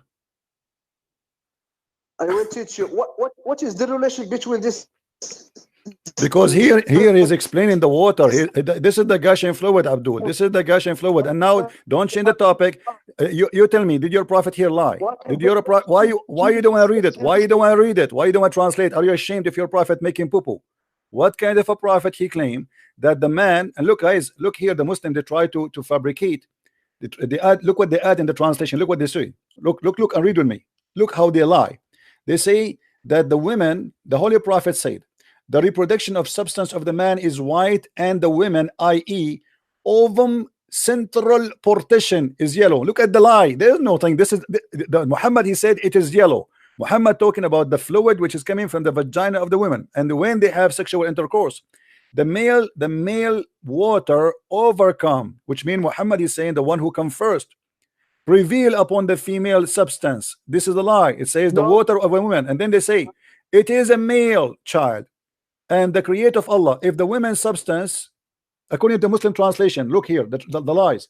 If the female substance overcome the male, the baby will be female child. However, even with this false translation, even this is proven Muhammad to be a false prophet, because the one who decide the gender of the baby is the male, not the female.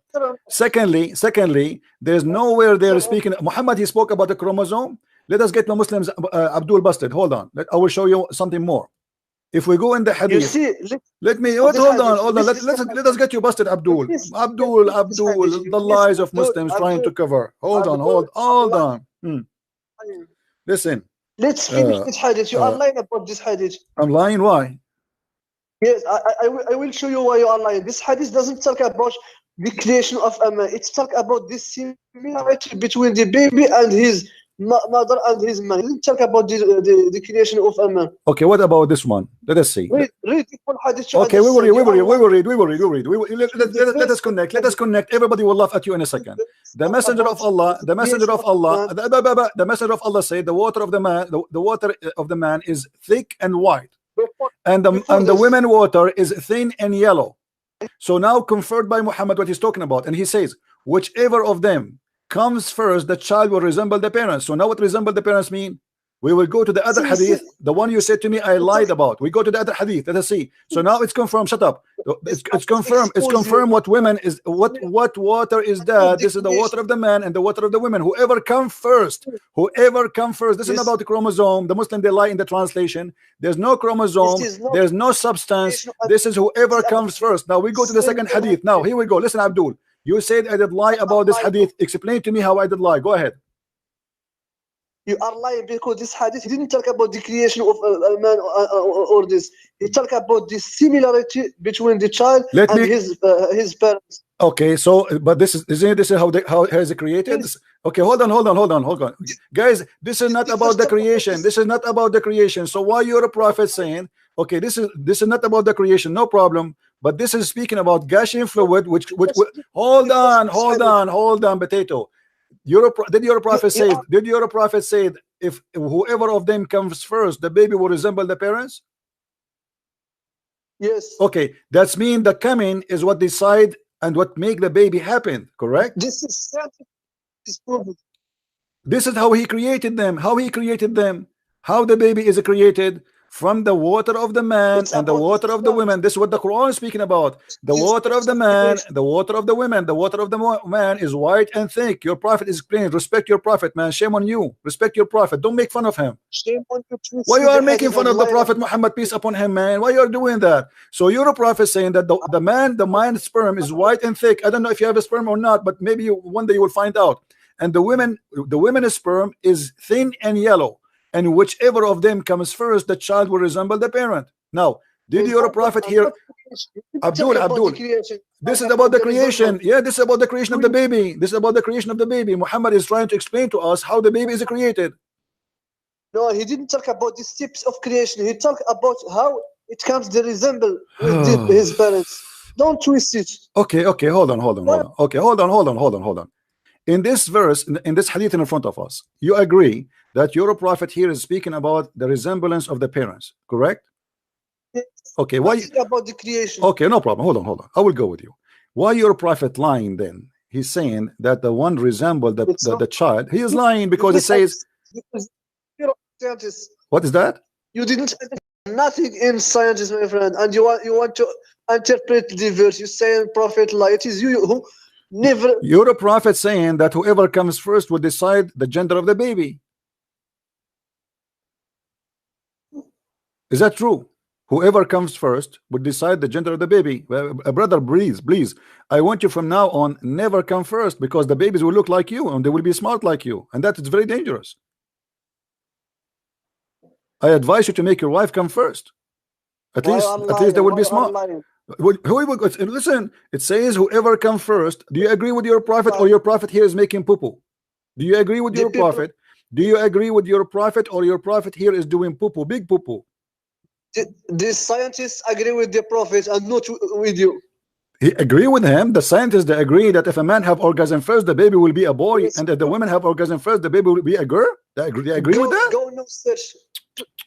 Scientifically. Guys, go and do search, brother and sisters. Go and do search, brother, sister. Go and do search. Go and do search. The scientists agree, brother, that if a man have orgasm. Okay, I want you to do this, Abdul. I want you to do this. I want you to show me one scientist agree with your prophet. Do it now. You'll get exposed by scientists, my friend. You make yourself a professor and doctor in science. You are zero, my friend. You are nothing in science. Laugh at yourself. I don't know. Ask people. Look at people in the text. They are dying from laughing. I don't know. They are laughing at you or at me. We don't know. Allah knows best. Okay, listen. Can you find me one scientist he agree with you that if the women have orgasm first? Abdul. So Abdul, listen. Don't change it. Muslim women, they never have orgasm because simply you do circumcision for them. So now how the Muslim women, they will have a baby girl then?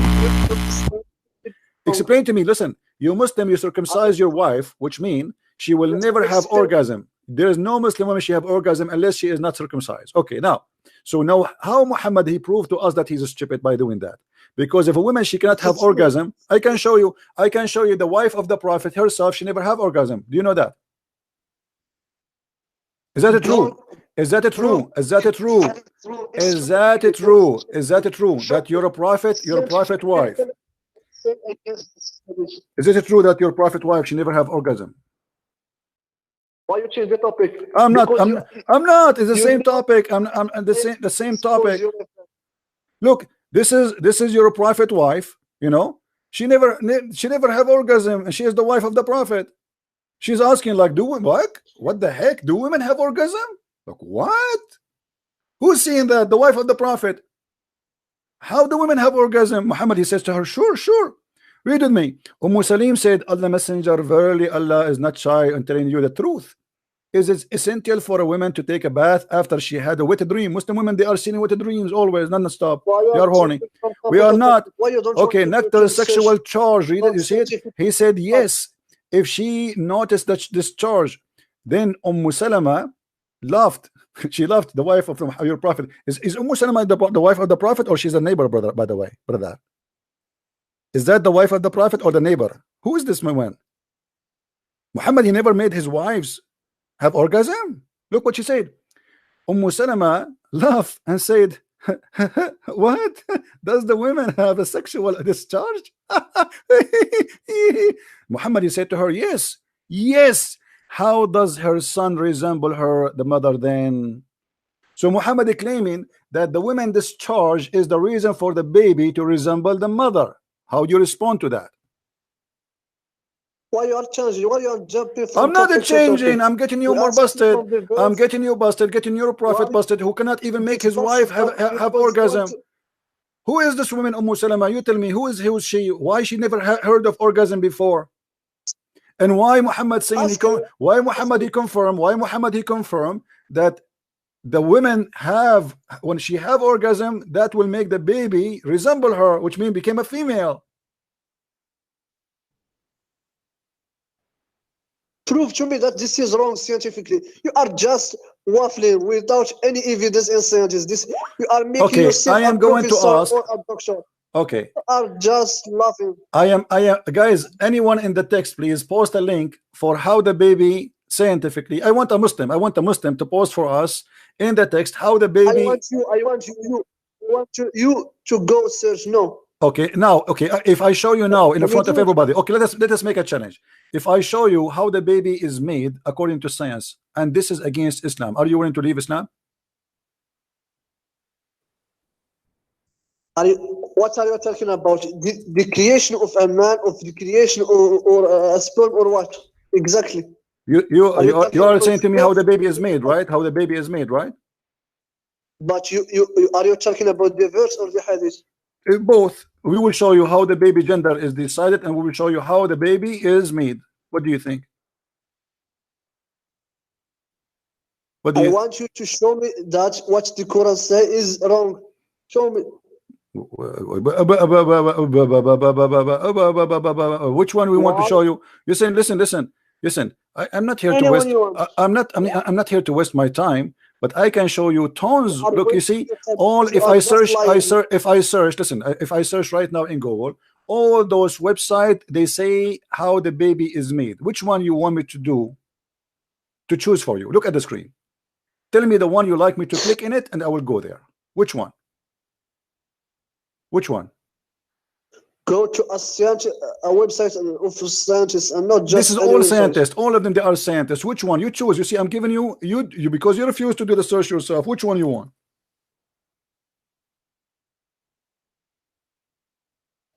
Choose anyone you want. Okay. Okay. Why waiting out for the baby or a girl? How many parents do you want? Okay, choosing baby gender. Would you sex and choose gender X? Let us make. Okay.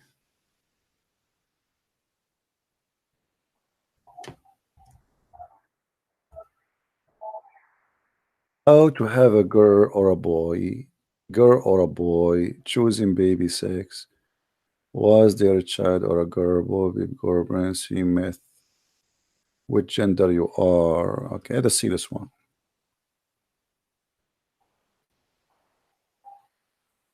Boy or girl, Britnet Miss, which gender you are carrying? All right.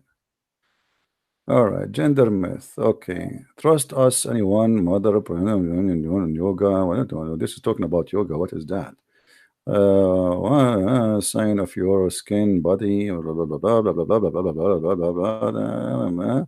Gender fact. Okay, so maybe master baby gender, but blah blah blah blah blah. Look like this website. I have nothing. Hold on, let us find.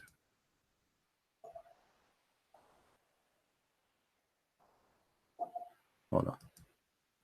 We need to find a website speaking about science of babies. Anyone have one? If you have one, send it to me in Skype. Okay, let us see.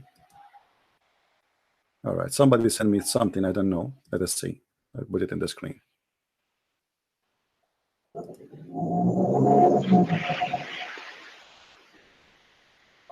Getting Britnet, how baby are made. All right. How baby are made. For women, blah, blah, blah, blah, blah, blah, 2 million egg, blah, blah, blah. Okay, as you see here, there's no gushing fluid for the women. It's the eggs. The egg is making the baby. Your God, Allah, he missed the egg. Okay, and then he says, the release, called evolution, blah, blah, blah, blah. Okay, how do man make sperm? And the man body almost constantly work producing millions of microbes, sperm, blah blah blah. Okay, it's okay. So it's coming from here. This is where the sperm is coming from. Read with me carefully. It says the average sperm lives only a few weeks in the man body. It's about 250 million, blah blah blah blah. Okay, and then it says, to produce healthy sperm, despite wherever, okay. Does having an orgasm help baby making? Okay. Beside etc. etc. If in a man having orgasm, proper sperm rich semen in the vagina up. Okay. Blah blah blah. Okay. Okay. A woman orgasm also help concepting. It's study. Okay. Let us see. We're speaking about the gender. Which sperm get to the egg first? Okay, where is this? Where is the gender here? There's nothing in the whole article about the gender, my friend, the one who sent me this. Anyone see anything about how the gender is decided? Why you send me this article? We wasted our time. Who is the one who sent me this? You see how it is difficult to find it? No, it's not difficult, my friend. It's not difficult. Hold on. Abdul, hold on. As long as you are saying it's difficult, let me show you. Okay, let me go and search. I will find it myself. And everybody will laugh at you in a second. Everybody knows. Everybody already is laughing, Abdul. This is something very stupid. I mean, only donkeys, they will argue about this issue. Let us see. Let me find you.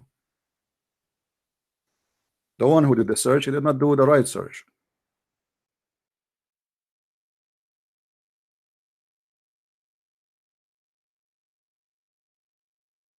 All right.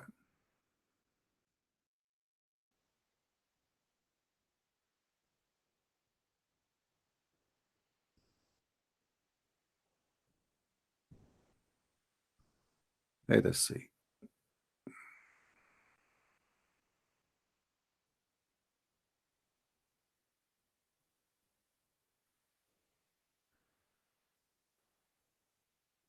Actually, there's many videos, but we don't want to use them because that will be a copyright issue. There's a ton of them.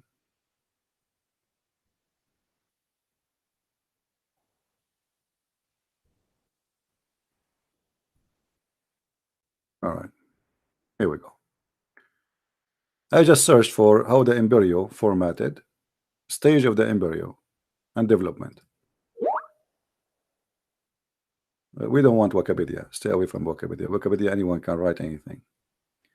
Stage of development of the photos. I'm going to post the link. Everybody can go and read.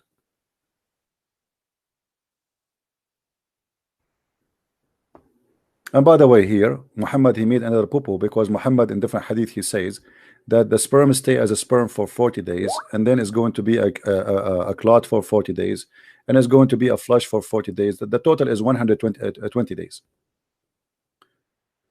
development of the photos and etc. Okay, even this website is stupid. Before I use a website, actually it was very good. They have even drawing, and they have let us see here.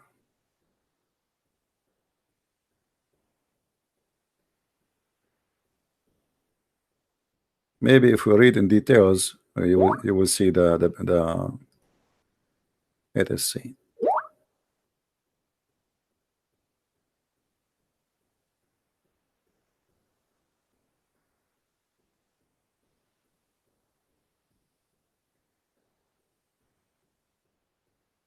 All right.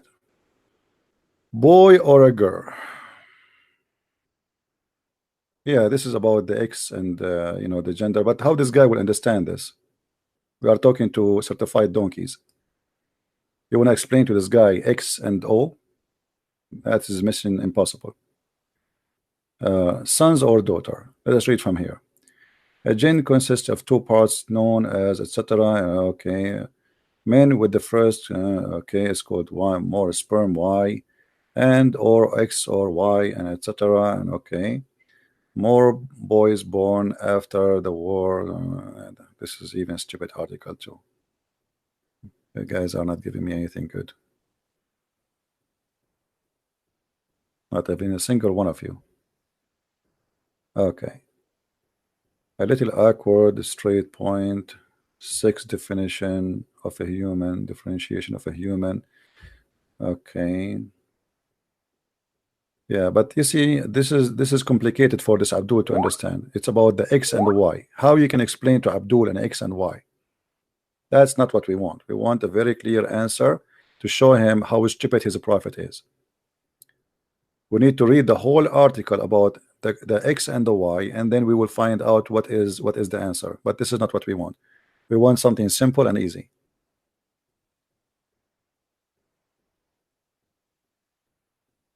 Let us see this one.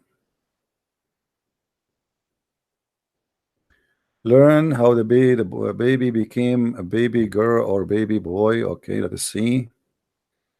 One of the most exciting part, your baby genes determine the sex. Okay, your baby's sex determined at conception by his or her genes. Okay, embryos with XY chromosome become boys, and those with X chromosome become girls.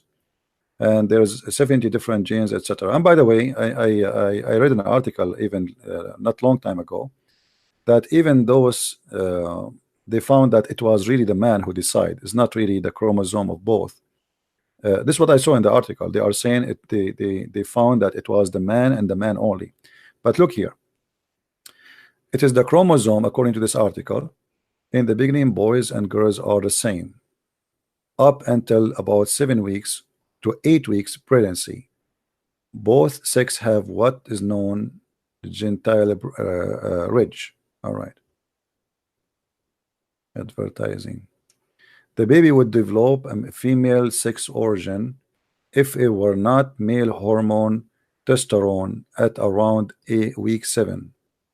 The Y chromosome single that start transforming production and etc. But anyway, as you see, this is alone here is enough, because Muhammad, he said, whoever comes first, that will decide the baby gender. Correct? This is here is enough. Muhammad, he made it clear that the one who decide the gender of the baby is whoever come first. There's not even a woman pregnant yet. You come first, the baby will be like you. Doesn't matter if it's a male or a female. And here we go. This is science in front of us saying totally the opposite. Let us call this Abdul. This is enough. Let us call this Abdul and love together again.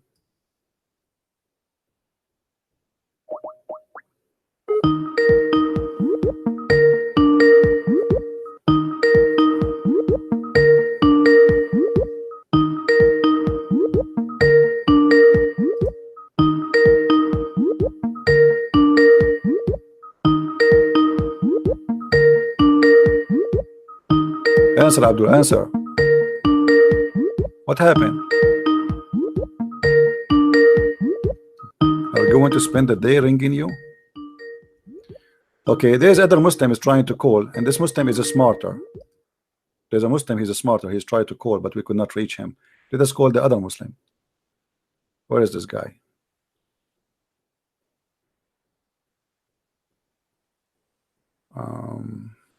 Isa.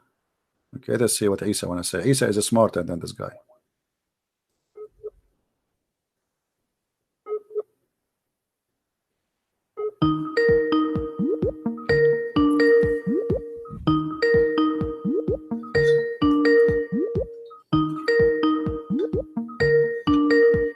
What's wrong with Muslims? Okay, Muslims, they are in strike. Look like they are afraid to see what happened. Who is the Muslim is proud about what's happening?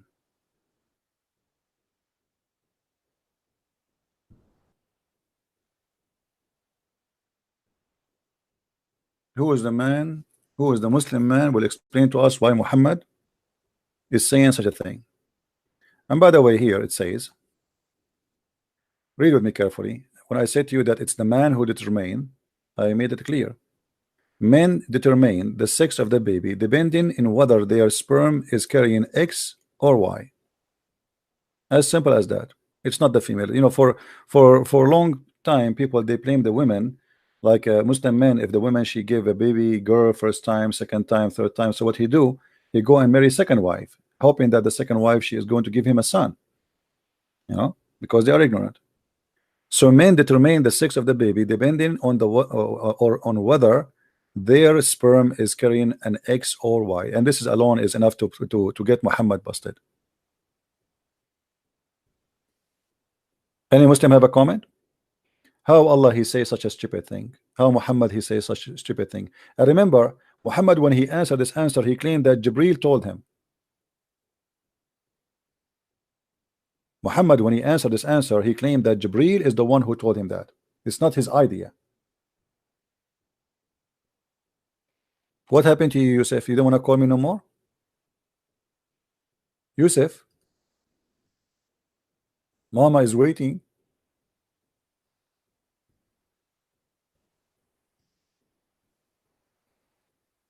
What do you think, Yusuf? Your prophet was doing poo-poo here? Or he was not doing poo-poo? If we go in the hadith, you will find Muhammad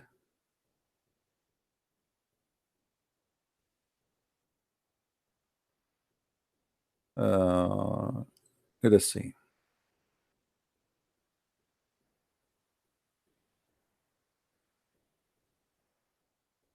He said that Jibril he just told me.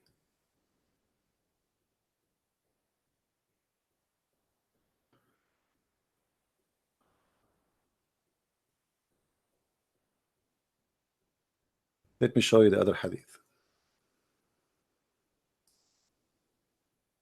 Did Muhammad claim that this is coming to him from Jibril? Or he is just making things up? He claimed it is Jibril.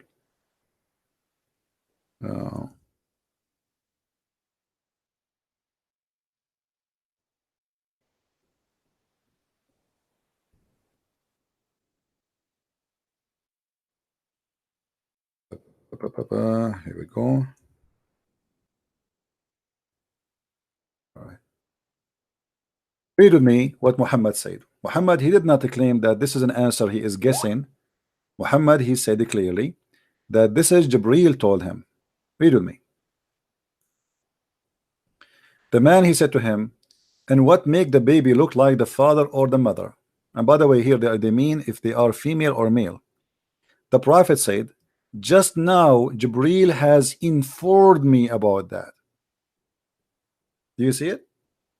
The Muslim, they cannot say, well, Muhammad is a man, he thought this way, he is mistaken, he is a human being like all of us.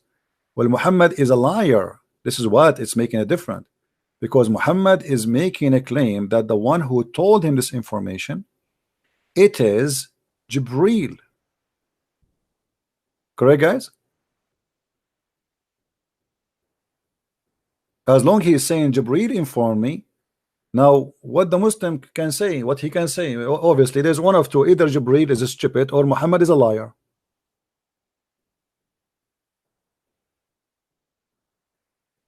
Correct, Abdul? It's okay, guys. We have enough. We do not need more links. I know that's it. I am not a doctor, but you know, this is something basic we learned when we are kids in the school. I mean, this is stupid. I mean, even to talk about it. But the Muslim, you notice, they go in denial just because the one who they are defending is their prophet. They go in denial. That's it. They don't want to agree. They don't want to believe. They don't want to, etc. And they want to go against what everybody in the world knows. And suddenly, just because Muhammad he says such a thing, the Muslim they want to believe in it. And there is no way we can give Muhammad any excuse except being a false prophet, because he claimed that Jibreel told him. Who told him the Quran? Jibreel. Who told him this? Jibreel. So Muhammad here confirming the same source he received, everything he have from Allah is coming from Jibreel. This is the guy, the pizza guy. Hey, by the way, guys, today I'm going to eat pizza. I want to eat with me. Honest to God, I wish I can invite you, but thanks God I cannot. Because imagine I want to invite 600 people to my pizza. Obviously, I would eat nothing. So I'm very thankful that you are not here. Unless the Lord, the Messiah, he plus our pizza and he will feed thousands of people with it. You see how amazing the Lord, the Messiah. Look what we are talking. Look what we are debating about. The poo-poo of Muhammad. In the same time, the Muslims, they themselves, they have a chapter in the Quran. It's called the chapter of Al-Ma'idah, which means the chapter of the table, the food. Jesus, he blessed the food, and people they eat by thousands and never end, even in the Quran. So look what we are debating about. The Muslim, they debate you about Trinity because this is their favorite topic. But who care? Let us say for the sake of argument, somebody believe in something and it's wrong. Let us say there's a guy, he believed that there's 10 gods. But then we found that he is right. So thank God there's 10 God. Then what we can do? If there's one is one. Being 1 or 10 will not make a difference. What make a difference is if they are true gods or false God. If you believe in one God but it's a false God, it's a false God. Correct? So believing in how many, that will not change anything. Who care? Let us say somebody believe in 1 million God, but there is one, and then we discover that there is 1 million God. That change nothing.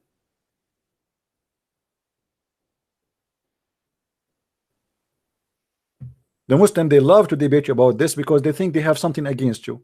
Same time, we are the one who believe in one God, not you. In the top of that, everything Jesus does, your God cannot do. Can your God bless the food of somebody and multiply it to feed thousands? He cannot. Show me. What Muhammad he did, he claimed he stole the miracle of Jesus and he claimed it to his God. You see the thief? But he himself could not do anything. And he himself, he started making poo-poo, saying lies that he is a scientist, he's a doctor. He knows how the baby created. And look here at the story here.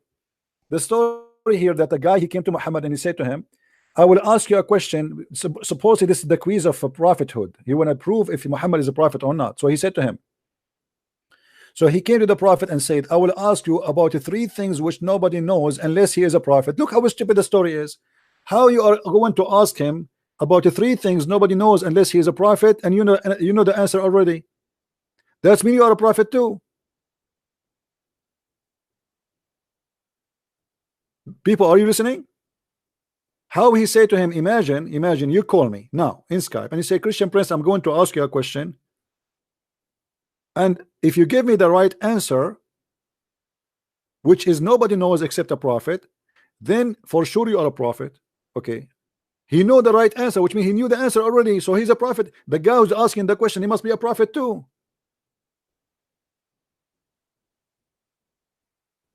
And then he asked him, very funny question, what is the first meal we will eat in the heaven? What first meal? What are you talking about? Muhammad, he said to him, we are going to eat the liver of the whale. The liver of the whale. Anyone knows why he chose the liver of the whale? Why the liver of the whale? Who knows?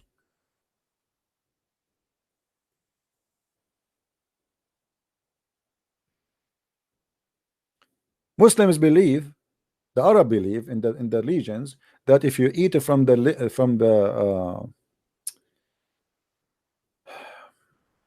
there is something, it's called amber. Anyone knows what the amber? And amber have many sources, and this is sexual. It's like it says I don't know what, I'm not a doctor, you know, forgive me, but the deer have it, the whale have it supposedly, and it smells so good. And this is how the male he do seduce the female. Like the deer, he have it, the male deer, he have it, so he seduced the female deer with it. All right, so the Muslims, they grab that part, and they have an idea that this is generated in the liver of the whale. So if you eat from there, you will have a very powerful sexual desire, because remember, Muhammad is preparing them for to go to heaven, which is a heaven of sex, bang bang, bing bong. And then Muhammad here, he is explaining to the guy all the answers, and he says, if the man discharge proceed the women, the child resemble the father. And obviously this is very stupid. The discharge have nothing to do with resembling who. I mean, and look, this is what to prove Muhammad to be a true prophet. This is what to prove Muhammad to be a true prophet. And now we know that this is false. That's mean Muhammad proved to us from the same question that Muhammad is a false prophet. How you believe in this garbage? Yusuf, are you there? What happened to Yusuf? What happened to Yusuf? Where did he go? Looked like Yusuf, he took a vacation. Let me call him again.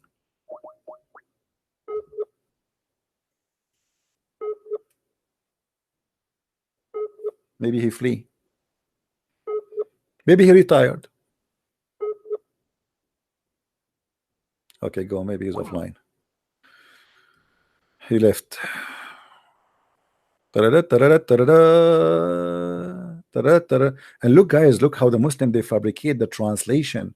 You see here, look what the Muslims added to make Muhammad sound better. So they added the chromosome and the genes and the ovum central partition. Like, what the heck? Muhammad, he never spoke about this. He said the woman water is the man. Obviously he's speaking about the sperm. Look what he's saying. What a chromosome. What a chromosome, man. The man water is white, the women is yellow. What ovum central partition? Where do you get this from? And Muhammad is the one who said whoever comes first, the baby will resemble the parents. So this is about the orgasm, not about the chromosome.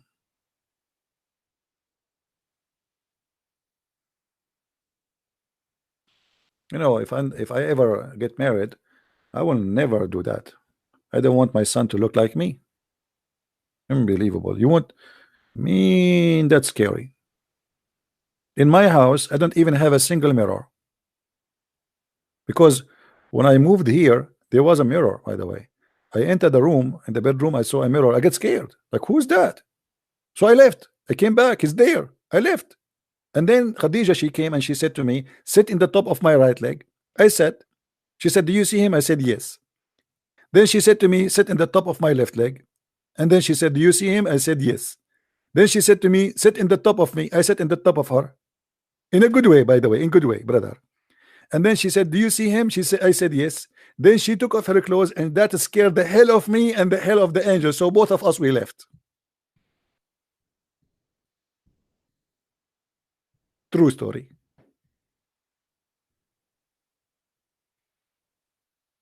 Hello?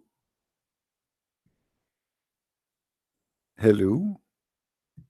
Do we have any Muslim want to say something? Anything?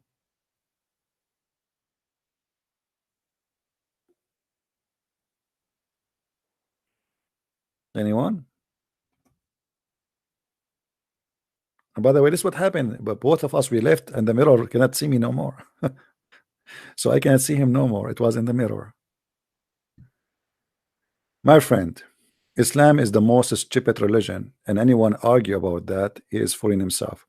I want people to download this video, especially when the Muslim he called us, and cut it parts and let everybody see how stupid Islam is.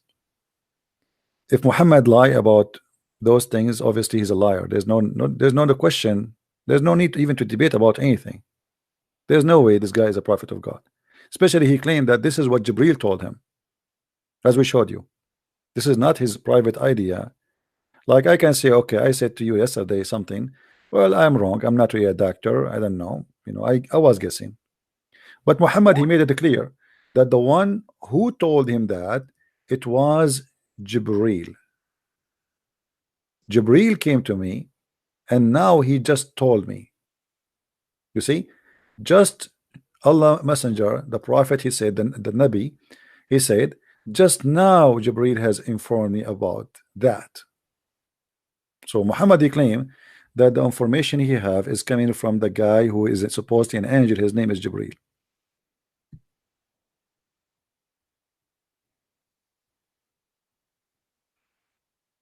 By the way, Jibril just told me now that Christian Prince, look like you are qualified to be a prophet, so I give you a prophecy.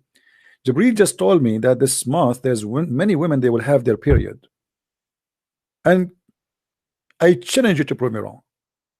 Jibril just told me that there's many news station, they will provide the news. Jibril just now told me that there is somebody somewhere right now is fighting with his wife. How I know that? How I know that? How I know that? I mean, come on, face it. Jibril just told me that somebody somewhere having orgasm right now, he not she, and that will make the baby boy. And Jibril told me that somewhere there's a woman now, she is having orgasm, and now she will make the baby girl. Good news. Oh boy. Any Abdul? Isa, a Muslim Abdul is calling. How are you, Isa? I'm pretty good. I want to thank you for unblocking my number. So what do you think about Isa, the topic we're talking about? Okay, so are you still talking about the topic of how the baby resembles? Yeah. Okay. So actually what you did was you kind of caught yourself into a trap. Man. Okay, how does that happen? Go ahead. Okay. So try to follow along with me now. So you're saying the Jewish person, he came to the prophet and he said, I want to ask you about 3 things that only a prophet knows about. Okay. So we're supposed to, and keep in mind, which person, his information, he's getting it from the teachings of Moses, and you're supposed to be the Moses as being a prophet, right? Go ahead. Okay, so after the prophet answered him those 3 questions, the Jewish person, he confirmed that he was indeed, Muhammad was indeed a prophet, and that he answered correctly, because he said only a prophet would know these answers. So you're not supposed to take science over the teachings of Moses. So you either have choices, which is so the teaching of Musa. So you are saying the teaching of Musa says if somebody have orgasm first, the baby will be a boy? Yeah, because the Jewish person said, he confirmed, and he said, okay, well, you have to show me then. You have to show me that Musa says that. Go ahead, I'm listening. Okay, the proof is in the fact that the Jewish person confirmed that he answered correctly. The Jewish person, they confirmed that the Jewish guy, he said that. Okay. But my friend, the Jewish guy, first of all, the Jewish guy is, I don't believe even that he's a Jew. Secondly, this is what the Muslim says, and the proof of that, his name is Abdullah. His name is Abdullah. How somebody is a Jew, his name is Abdullah? That is impossible. Well, you can't. No, because the Jews, they don't call themselves the slave of Allah. Obviously, this is the name of somebody we do not know, or maybe it's a Jew, and later the Muslim they change his name. Secondly, let us say I'm a Christian prince, and I say to you that if there's a question, if you answer me, there's nobody knows what the meaning except a prophet. But then I cannot back up where I get my information from, because you say this guy is following Moses. Where Moses says to this Jew, if you have orgasm first, the baby will be a boy. If you have orgasm first, the baby will be a girl. You have to show me. Otherwise, all of this is a lie. Which means now we have two liars. We have maybe this guy is trying to get Muhammad busted if he's a Jew. He asked him a question. If he gave us a false answer, Muhammad is a liar and he will get him busted. If he gave us a true answer, that means Muhammad is a true prophet. Now, as you see, regardless who is the one who said what, Muhammad, he gave a false answer. And the important for us that obviously this Jew is a hypocrite liar and Muhammad is a liar, for he gave a false answer. And now you are trying to avoid the problem. The problem is that your prophet, he said, now Jibril told me. Correct? Let me respond to you said first of all, you said that how do we know that he's really a Jew? So the problem with that is you can't pick and choose which parts of the hadith that you deem as being valid or not. Okay. The hadith says he was a Jew, and that you're going to accept the fact. Okay, where is the hadith says he's a Jew? Can you show me? The hadith said a Jewish person came to the prophet and asked him. He said, "I will ask you 3 questions that only a prophet knows about." It says here in front of me. Okay, hold on. In front of me, it doesn't mention in this hadith specifically. It doesn't mention anywhere that he's a Jew. Secondly, let us say for the sake of argument he's a Jew. How your prophet give a false answer? Who said it was false? Because everybody knows that this is a lie. The orgasm of the man first or the women first have nothing to do with the gender of the baby or the look of the baby. Okay, let me explain. Now, first of all, we're not atheists. We're supposed to be following the teachings of our prophet.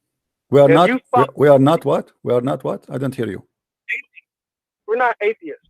Okay, we're supposed to be following the teachings of our prophet. Okay. So, according to the teachings of Moses, as affirmed by this Jewish person, that Muhammad answered correct. That means that Jesus also taught this. The second point is, what did Moses? What did Jesus himself? How did he answer this question? That's another question that you have to answer. My friend, you have to show me that this Jew, when you are saying to me that a Jew, he confirmed what Muhammad he said, correct? Okay, obviously now we have 2 liars, because you are saying to me a Jew, you are not saying to me Moses. And let me tell you something, if Moses says that, I will say to Moses, you are a liar too. Even if Moses says that, I will say you are a liar. That means you're a disbeliever then, because because I will disbelieve, because if Musa is saying something stupid, that means he's a liar. So now you are trying to make it look like, okay, if Musa says that, then we have to take it as it is, and whatever he says, it doesn't matter. But you cannot prove that, and you are not picking up where the Jew he got this from. Where Musa he said, if a man have orgasm first, the baby will be a boy. If the women have orgasm, have a girl.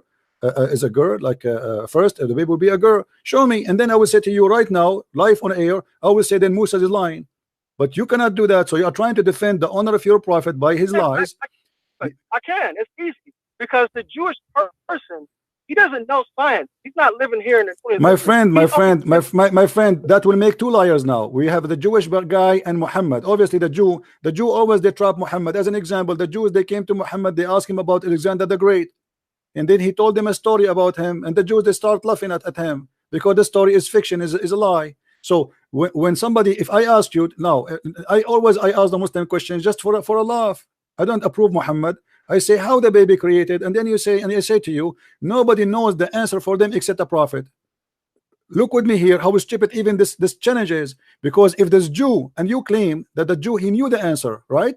Okay, if nobody knows the answer for this question except a prophet, how does Jews knows, unless he is a prophet too? Because he knows the teachings of Moses. No, but he said but he said nobody knows except a prophet. Nobody knows, not a single Jew, not nobody. It says nobody knows what is the answer for those questions unless he is a prophet. Read with me. I will ask you. Hold on. I will ask you about the 3 things which nobody knows unless he to be a prophet. Unless. Nobody. So how he say nobody knows, and this is the challenge to prove that who is a prophet or not, which means this is secretly knowledge. This is secret knowledge. How this man, he knew something nobody knows, but only prophet he know. That means he is a prophet too. No. That means that he learned from the teachings of Moses. Because but if you learn from the teaching of Moses, that means everybody knows. And that means there's there's no need to challenge anyone, because this will be written in the Torah. Hold on, my friend. Everybody is laughing at you now. I don't mean to insult. If this is in the teaching of the Jews, as you said, that means everybody knows what he knows. But he says there, I will ask you 3 things which nobody knows except a prophet, not the Jews, not the Christians. Nobody knows. Only prophet, they knew this, the answer for those questions. So you are now trying to defend a Jew, making fun of your prophet. Obviously, he's making fun of your prophet. It's obviously, if he didn't know, if only a prophet knew the answer, how would he be able to affirm it? Unless he knew what Moses unless he's a scumbag. This is the answer. Unless he's a scumbag, he's a liar, he's a hypocrite. Unless this story maybe is a story of Muhammad fabricated. So if I confirm what is wrong, doesn't make any difference. What the Jew confirm here, if the Jew confirm it, that means he's a scumbag too, and he's a liar, because this have nothing to do with God and cannot be about God, because God will never teach something stupid like that. So now look what you are doing. You're trying to defend your prophet, saying something stupid, that the women have orgasm first, the baby will be a girl, the man have orgasm first, the baby will be a boy, by saying, okay, the one who confirmed that is a Jew. So your witness is a Jew? According to the hadith, you use the hadith as an evidence. My friend, okay, isn't it the Quran says that the Jews are corrupt people and they are liars, and they are the worst enemy of Islam? Now they are the best friend for you? Let's stick to the topic. We are sticking to the topic. How you accept a Jew to confirm what Muhammad is saying to be true, and Muhammad is saying that the one who told him is Jibreel. The answer is coming from Jibreel. And if the Jew confirm what the prophet said, that means the Jew obviously is making fun of Muhammad, or he is a liar, because this is a false answer. So you are trying to avoid to answer why Muhammad is saying something which is not true, which means he's making up a lie. He claimed that Jibreel talked to him, Jibreel spoke to him, gave him the answer, and now you are trying to confirm all this lie by saying, okay, a Jew so told him that. So if the Jew said that he agreed, that means Muhammad is saying the truth. Okay, why don't you resolve it very simply by telling us, what did Jesus say about what makes the baby a boy or a girl? What Jesus said? Well, Jesus did not talk about it. He didn't talk about it, or you don't know what he said? No, he did not talk. Show me where Jesus said. Where Jesus said? Go ahead.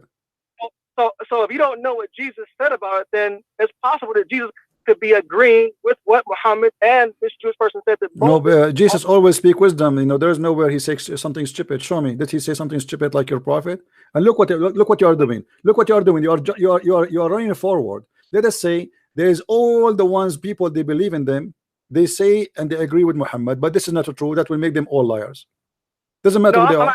Doesn't matter who they are. Doesn't matter who they are. Let us say there's 1,000 million prophet in the world. The people, they call them a prophet and they agree with your prophet, and this is not true. It means all of them, they are lying. Doesn't matter. So now what we have is a proof that Muhammad is a liar, because what is important is that this is a proven to be false, big fat lie. And your prophet claim that the one who told him that is Jibreel. Do you see what he says? Jibreel inform me right now. Yeah, that's okay. No problem. All right. Let me ask you. So do you agree, Isa? Do you agree that if a man have orgasm first, the baby will be a boy? Do you agree with that? Okay, first of all, that's not what the hadith says. No, this is what the hadith says. No, this is what the hadith says. This is what the hadith says. Okay, let me show you. Okay. Here we go. I will show you. This is what the hadith says. Here we go. It says, I will read it for you in Arabic, and I will show it to you in English. Here we go. ماء الرجل أبيض وماء المرأة أصفر فإذا اجتمعا فعلى مني الرجل مني المرأة أذكر بإذن الله أذكر بإذن الله became a male by the will of Allah. وإذا على مني المرأة مني الرجل أنثى بإذن الله. So if the woman a sperm came first before the man, the baby will be أنثى, which means female. As you see, this is the word. Let me highlight for you the word أذكر, and I change any Muslim to say to me to call if you speak Arabic, to say I'm lying. This is adhkara and this is untha. So your prophetic claim that what make the baby a boy is who having orgasm first. If the man have orgasm first, the baby will be a boy. If the women have orgasm first, the baby will be a girl. If we go to the other hadith, it says the following. Let us go there. Muhammad here, he make it more simple. The Messenger of Allah said the man water is thick and white. So he describing what? Describing specifically the gushing fluid from the private part of the man, and the women water is thin and yellow. He's talking about what? You know, if you go to the other hadith where Muhammad, he described to the women who have an orgasm that she have to wash, he described it exactly as we see here. He said it is yellow and thin and she have to wash if she have orgasm. Let us go to the hadith. Here we go.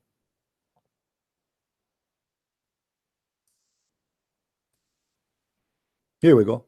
If we go this hadith, this is Sahih al-Bukhari, so you cannot say it's a lie. A woman, she came to Muhammad and she said, Allah is not shy to tell you that the truth is entirely for women to take a bath after she had a wet dream, which means sexual discharge. He said yes, if she noticed discharge, she noticed, which means this is something is coming out. On that, Salama said, she said, she laughed, does the woman have orgasm discharge? He said yes. How then does her son resemble her? You know, this is, by the way, false translation. The word is al-walad, which means the baby, the born baby. So how her baby resemble her? So your prophet here make it clear that he's talking about the sexual fluid coming from the woman, which is a yellow and thin, and this is something is discharge coming out in the vagina. So obviously Muhammad, he made a big mistake, and Muhammad here, by claiming that the one who told him that is Jibreel, he proved to us that he is a false prophet. Go ahead, Mr. Isa, I'm listening. Okay, so first of all, the hadith says that you confirmed that Muhammad was speaking the truth. Okay, so we, as being people who follow scriptures, we're not supposed to take science over the scripture. So you could, like I said before, the hadith does not mention the word orgasm. The hadith says that if the water of the male, of the man, precedes the water of the female, it does not mention anything about orgasm. So what is the water of the man? What is the water of the man? Hold on, Isa. What is the water of the man, which is white and thick, proceed the water of the man? What is that? Is that orgasm or not? It says the water is white, right? It says the water is white. So isn't this orgasm? Isn't this orgasm? Isn't this the cum of the man? But there's a big difference between the semen of the man and the fluid of the woman and an orgasm. There's a big difference there. That's the whole point. And the point you're not seeing. Okay, so are you saying that a man? Are you saying a man he can have orgasm without having a sperm? That's not what I said. Okay, but your prophet said. Listen, listen. The fluid remains. The fluid is the body of the woman, even hours and days after sex. It does not have to mean an orgasm. That's the whole point you're missing here. It says if the water of the male precedes the water of the female, that could be at any time, not at the point of the sexual. Okay, encounter. read the with me. second thing is, okay, read with me. No. Hold on. Read with me. It says your prophet saying the water of the man, the man is white, and the water of the woman is thin, and whoever of them comes first. Does it say comes first? Comes first. The child resembles the parents. So you are saying the opposite. You are making fun of your prophet, because your prophet saying whoever comes first, it is about orgasm.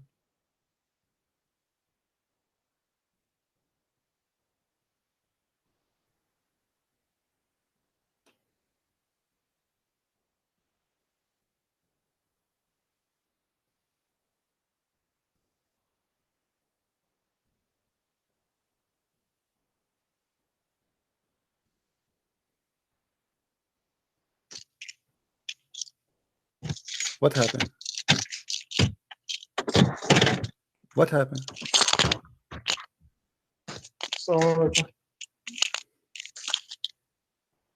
Are you there? Okay, you can call a friend. Let me know. I'm not going to. It's very embarrassing what you said, because obviously you destroyed your prophet without knowing.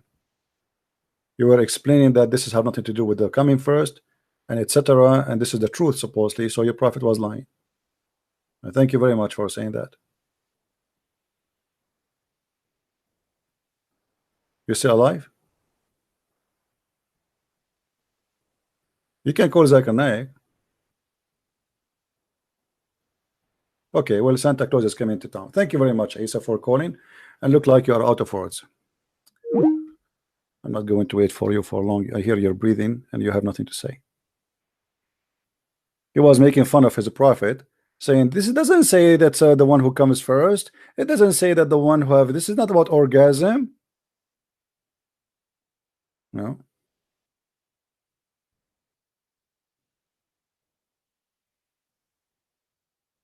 Right?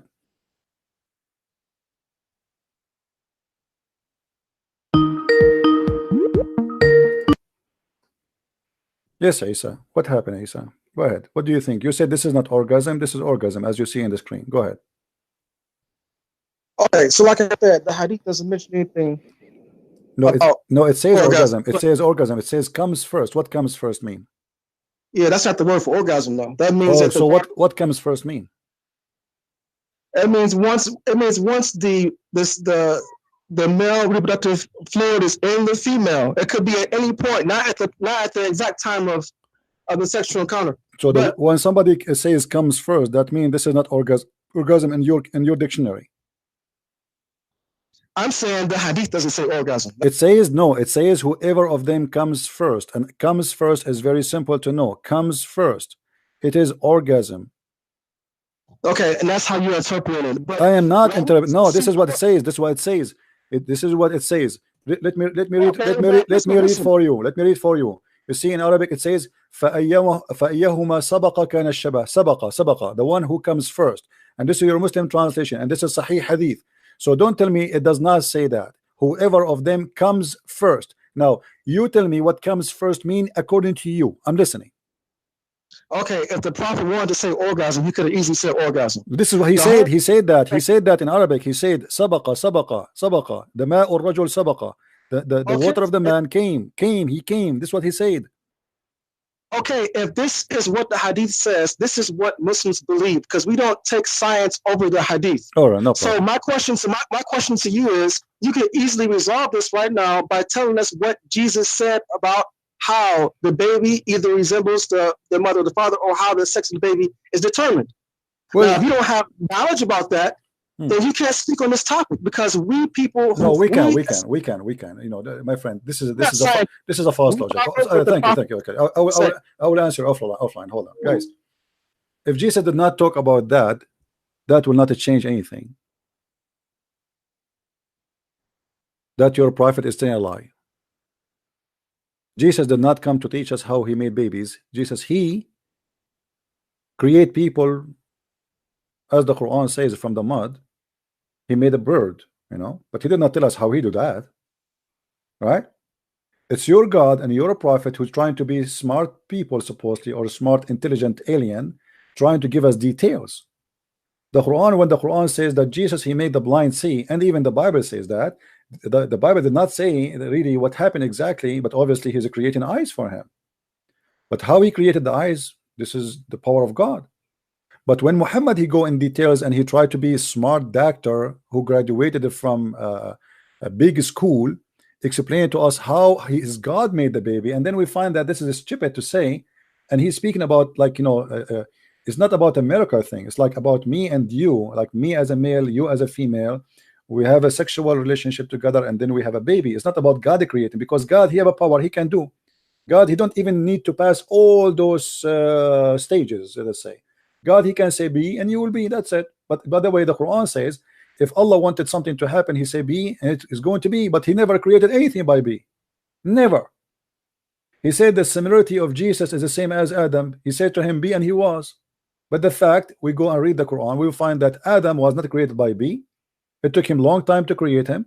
And same as Jesus, Allah, he sent his spirit, and he breathed into Mary's vagina, and then he made her pregnant, and then she delivery, and then she sat under the palm tree, and then the baby came. It was not be, and he was.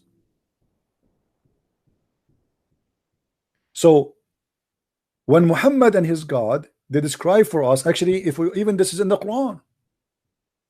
You see, in the Quran even do more harm to Islam.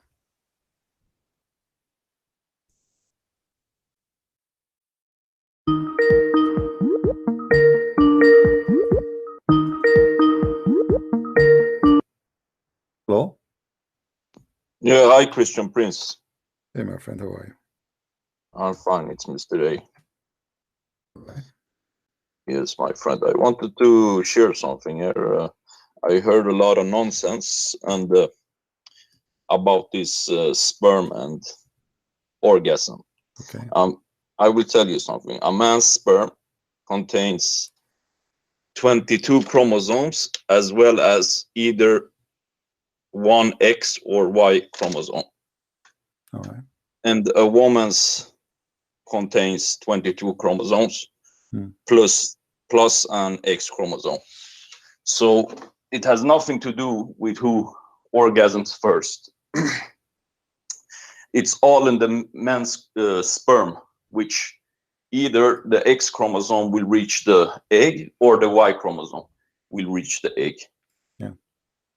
So it absolutely does not have anything to do with who has the orgasm first. Yeah, but the idea of this Muslim, that as long a Jew, he told Muhammad, nobody knows this except a prophet, and obviously the Jews look like he's a god for them. Suddenly he became a god, and as long the Jew, he confirmed that Muhammad is saying the truth. That means this must be right, and you cannot take the science against the Jew. Yeah, it's ridiculous, man. Yeah. How can you even believe such a thing? It's amazing how the brain works on specific people. Yeah. You know, brain can work in mysterious ways. Yeah, but obviously the Muslim brain is not working at all. Something like that. All right, my friend. Thank you very much for calling. Take care. Thanks. All right. Here we have the Quran in front of us, chapter 23, speaking about verse number 14. Then we made the sperm into a clot, and this is again another poo-poo, because the sperm is not going to be transformed into a dead blood. Is that correct? Yes, Isa. Okay. I just heard what the caller said, and like I was trying to explain to you,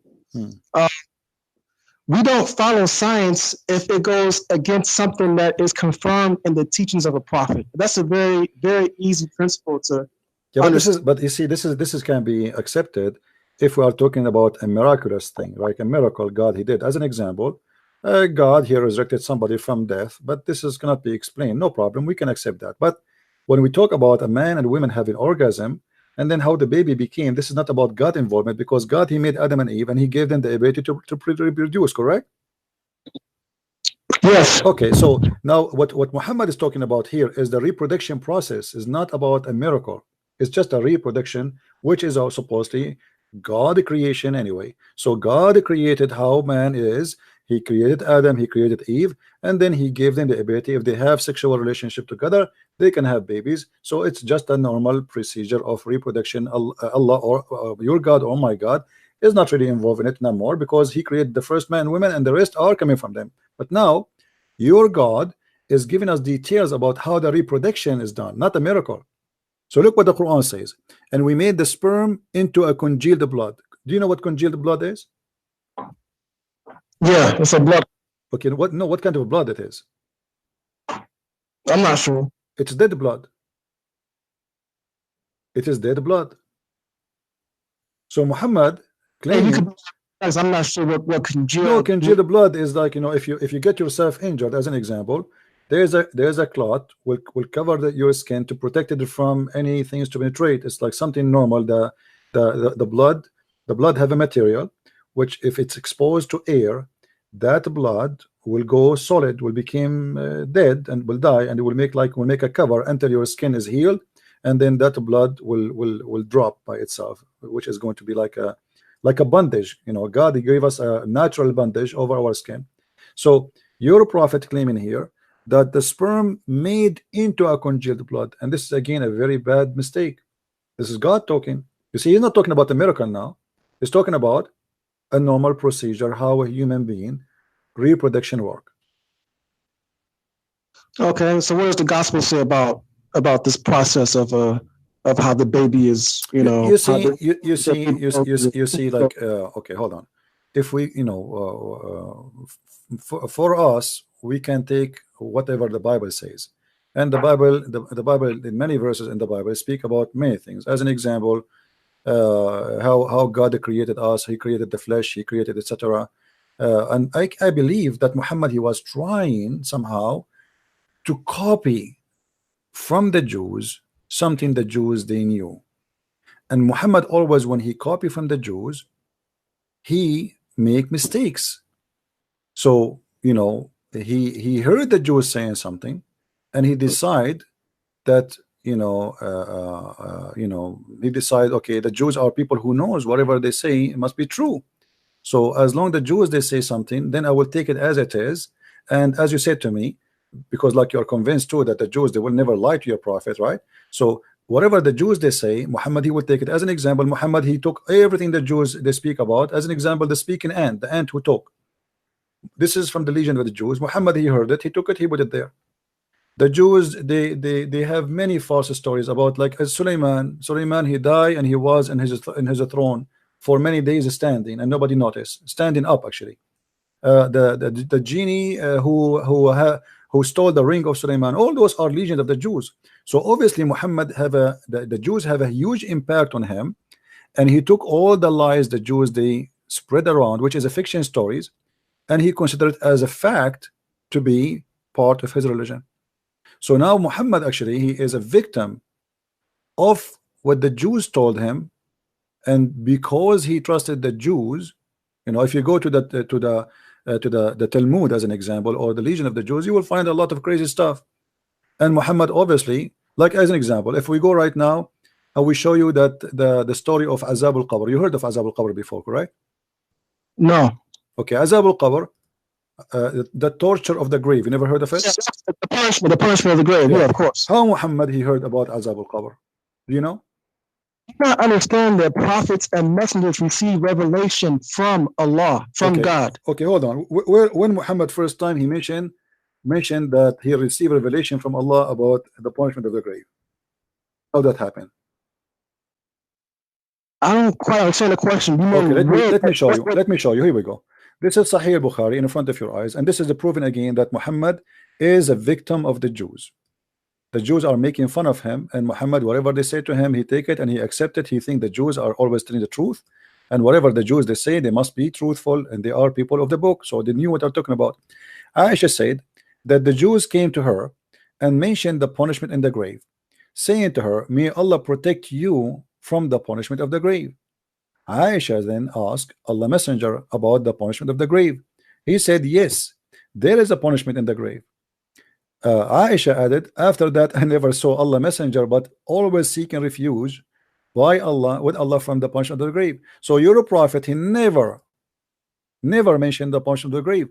Actually, in different hadith, Aisha, she said to the Jew, you are a liar, there's no such a thing, you're a liar.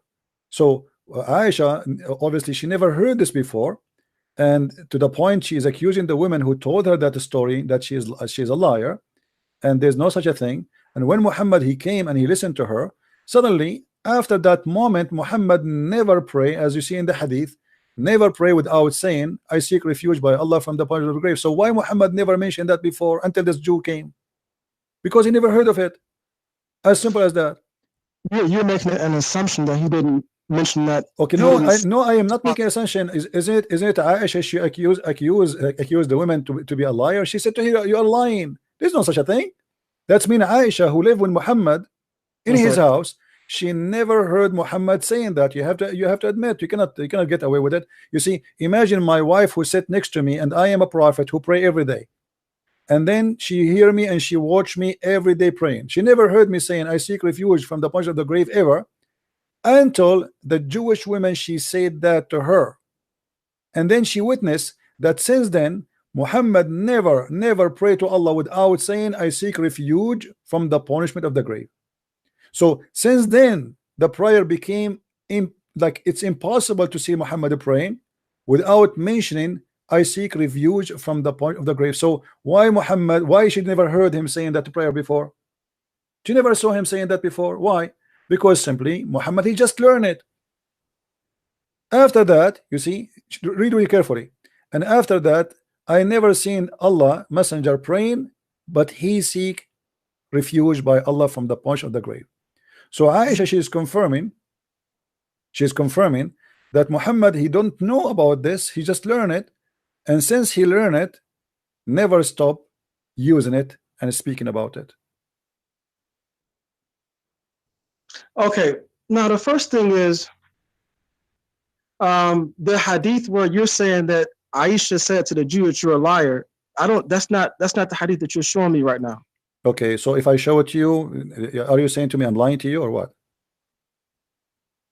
Well, you do make a lot of lies up, so it could. You have to prove it. You have to prove it. Okay, in front of everybody. If I show you that the hadith, if I look for the hadith saying that Aisha says to the Jew, you are a liar, what you will do? Well, like I said, I didn't say that every single word that comes out of your mouth Okay, is a lie. so then don't speak of something you do not know. Either you say this is a lie, and that will make a big deal for you, okay? Or you say it doesn't change anything. So do you want to make a challenge in front of everybody that Aisha, she accused the Jews to say a lie? Okay, let me explain something to you, because we have principles, okay? We as Muslims have principles. Now the principles are, and this is how you really can't get away with a lot of trickery with me like you do with other callers, okay? Anything that you show me that's from Bukhari or Muslim, these two collections of hadith, I'll believe it. Anything. Okay. And anything from the Quran, anything that's in the Quran, we believe that is the 100% truth. Now, that doesn't mean that the way you spin it off and make your own explanation of the hadith or the Quran is accurate. Because sometimes, many times, as a matter of fact, you will take a hadith or a Quranic verse and you will make your own interpretation, where everyone knows that Muslims we have the most right, we have the most ability to explain the meaning of any particular hadith or Quranic verse. Let me ask you. What is the punishment of the grave? What is the reason for the punishment of the grave? What exactly you did to make you be punished in the grave according to your understanding? Okay, so the punishment of the grave is to cleanse the person of sins that he did not repent for when he was alive. It's not very difficult to comprehend. This is the point of any punishment. Are you sure? Are you sure? Yes, I'm 100% sure. Okay. Now, so it's not because somebody he piss? Yeah, this is a sin. Somebody piss, Allah will punish him in the grave if he piss. If he does not take care to make sure that he cleans himself. But you is that pissing is a sin? If you piss and the piss touch your skin, is that a sin? No, the sin is if you use the bathroom and you're not careful to make sure that your clothes are clean from the urine. This is sin. Yes, this is sin. So how your prophet he order you to drink camel urine? I'm sorry? If the urine touch you, that is a sin in Islam. Then how the prophet order you to drink camel urine? Because camel urine, any urine from an animal that can be eaten is not considered to be impure. So the urine of the dog is not impure? Any animal that can be eaten. A dog cannot be eaten. Okay. So any animal can be eaten. The urine is not okay. So you can drink urine. Okay, I see. Okay. Now, listen, when you say to me that if you don't clean your urine from you, and that is a sin, and that will punish you, does that mean if I show you that your prophet, that urine he used to touch him, that mean he is going to be punished in the grave? Let me ask you a question. Don't ask me a question. Don't ask me a question. You see, you play games. You keep. I will go with you. Are you saying that your prophet will be punished for his urine touch him? The prophet would never be punished for anything because so in a second you change your mind. Now, where Muhammad he learned that the urine, if the urine touched your skin, is going to punish you, is going to cause you to be punished in the grave. Where learn that from? Is it from the Jews? Is it from the Jews? Is it from the Jews? Is it from the Jews?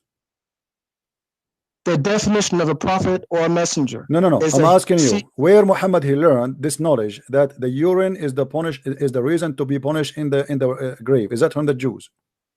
It's from Allah, because like I said before, so it's not from the Jews. It's not from the Jews. No, it's not from the Jews. Okay, let us see this hadith then. Guys, be my witness. He said it's not from the Jews. In a second, this guy, he will change his mind. All right. I want to see this. I want to see you change my mind. Go ahead. Let us see. Let us see. Here we go. Aisha, she said, a Jewish woman entered into me and said, the torment of the grave is because of the urine. I said, you are lying. What Aisha, she said, you are lying. She said, no, it's true. We cut our skin and our clothes because of it. The messenger of Allah went out to pray, and our voice became loud. He said, what is this? I told him what she had said. He said, she spoke in the truth.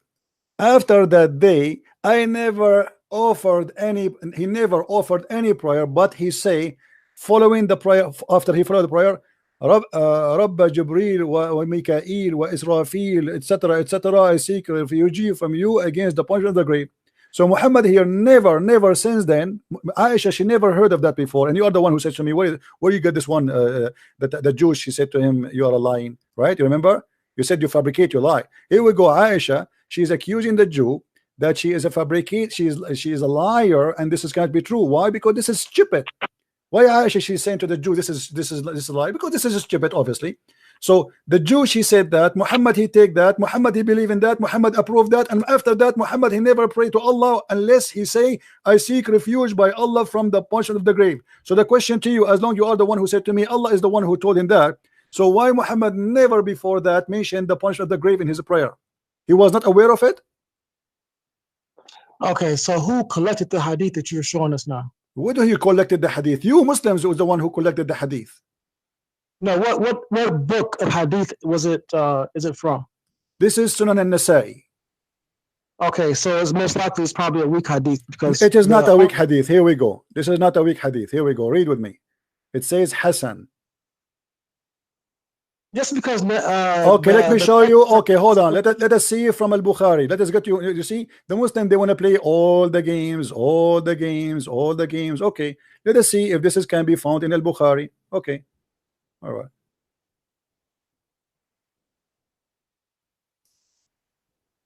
This is Al-Bukhari. So what we will do now?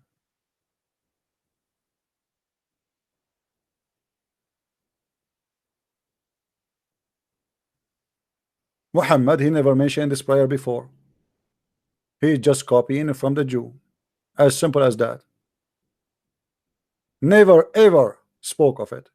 You told me that the one. You told me that the one. I asked you, who is the one who told him that? You said Allah. As you see, it was a Jewish woman who came to his house, have an argument with his wife, and Aisha, she could not believe it, and Muhammad, he confirmed what the Jew she said. So how does that mean that the Jewish person taught him that if he confirmed? Because he never prayed that before. If the Jewish woman is not the first one to mention that, why Muhammad? As you see how important it is to say this prayer. After that, she never saw him. Read with me. After that, I never saw Allah messenger, but seeking refuge with Allah from the punishment of the grave. After that, so Muhammad, if this is very important, that you should add in every prayer after the prayer to seek refuge from the punishment of the grave. Why Muhammad never mentioned it before? Why suddenly now, after the Jew, she came to him, suddenly he repeated every time he pray? Obviously, he just learned it. He liked the idea. Muhammad is a copy-paste guy. The Jews, they say something, whatever the Jews, they say, and the Jews, they are making fun of him, obviously. That's how you interpret it. My friend, thank you for calling. That's it. We are done. I'm not going to waste my time. It's obvious. Correct, guys?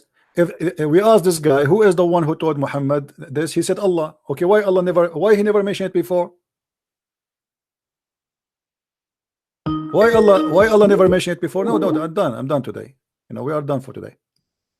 Why Allah never mentioned it before? It doesn't make sense.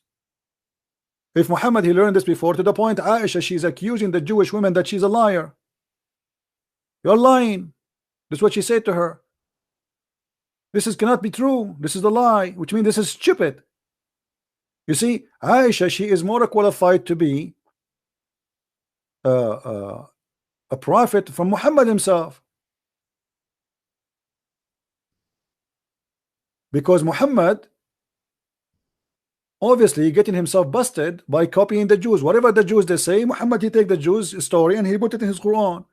The ant, she warned the ant about the other ants because Suleiman is coming. This is a story Muhammad took from the Jews. He took it, he put it there. As simple as that. Whatever Muhammad he say, whatever the Jews says, Muhammad he grab it, he put it. The Jews are talking. Come on, the Jews, they don't lie. Muhammad, he learned everything he have from people around him, Salman al-Farisi, the Jews, the Nasara, Khadija, Waraqa, etc.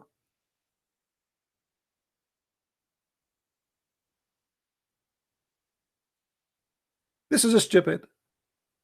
And Aisha, she confirmed that this is a lie. And what kind of God he want to punish me for having some piss on my leg? Actually, okay, hold on. If Allah don't want that to happen, can't he make your penis long like a horse so you can piss far away from your body?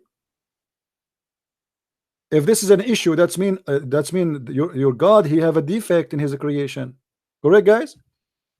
If God want to punish us for the water touching our skin when you piss, well, that's mean this is his fault, because it's not your choice.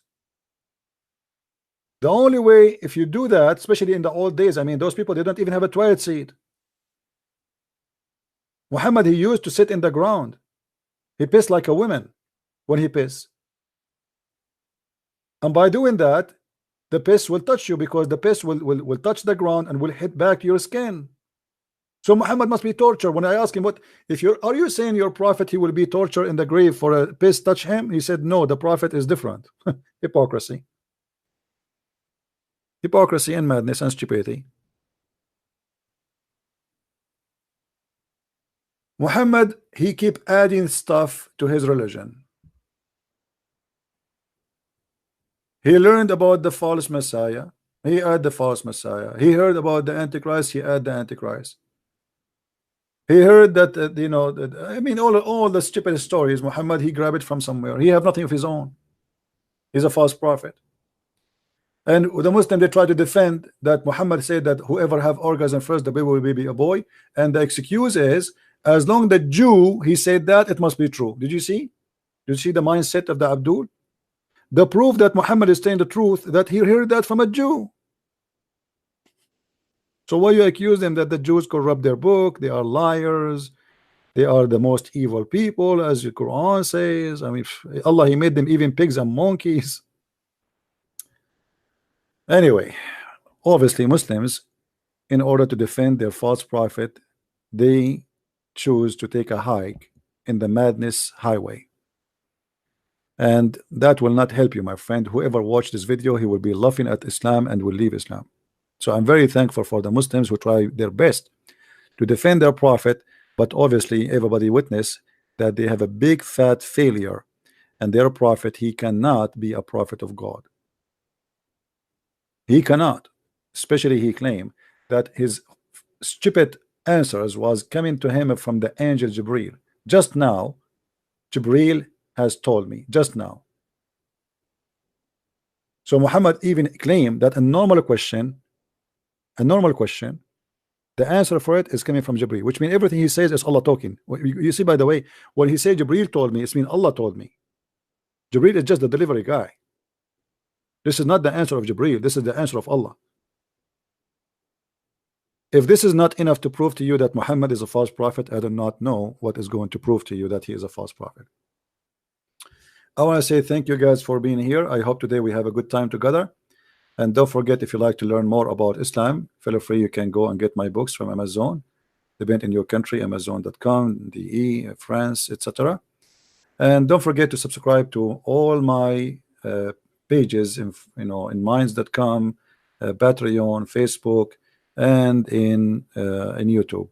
Invite your friends, share with them, download my videos. They are for free for you.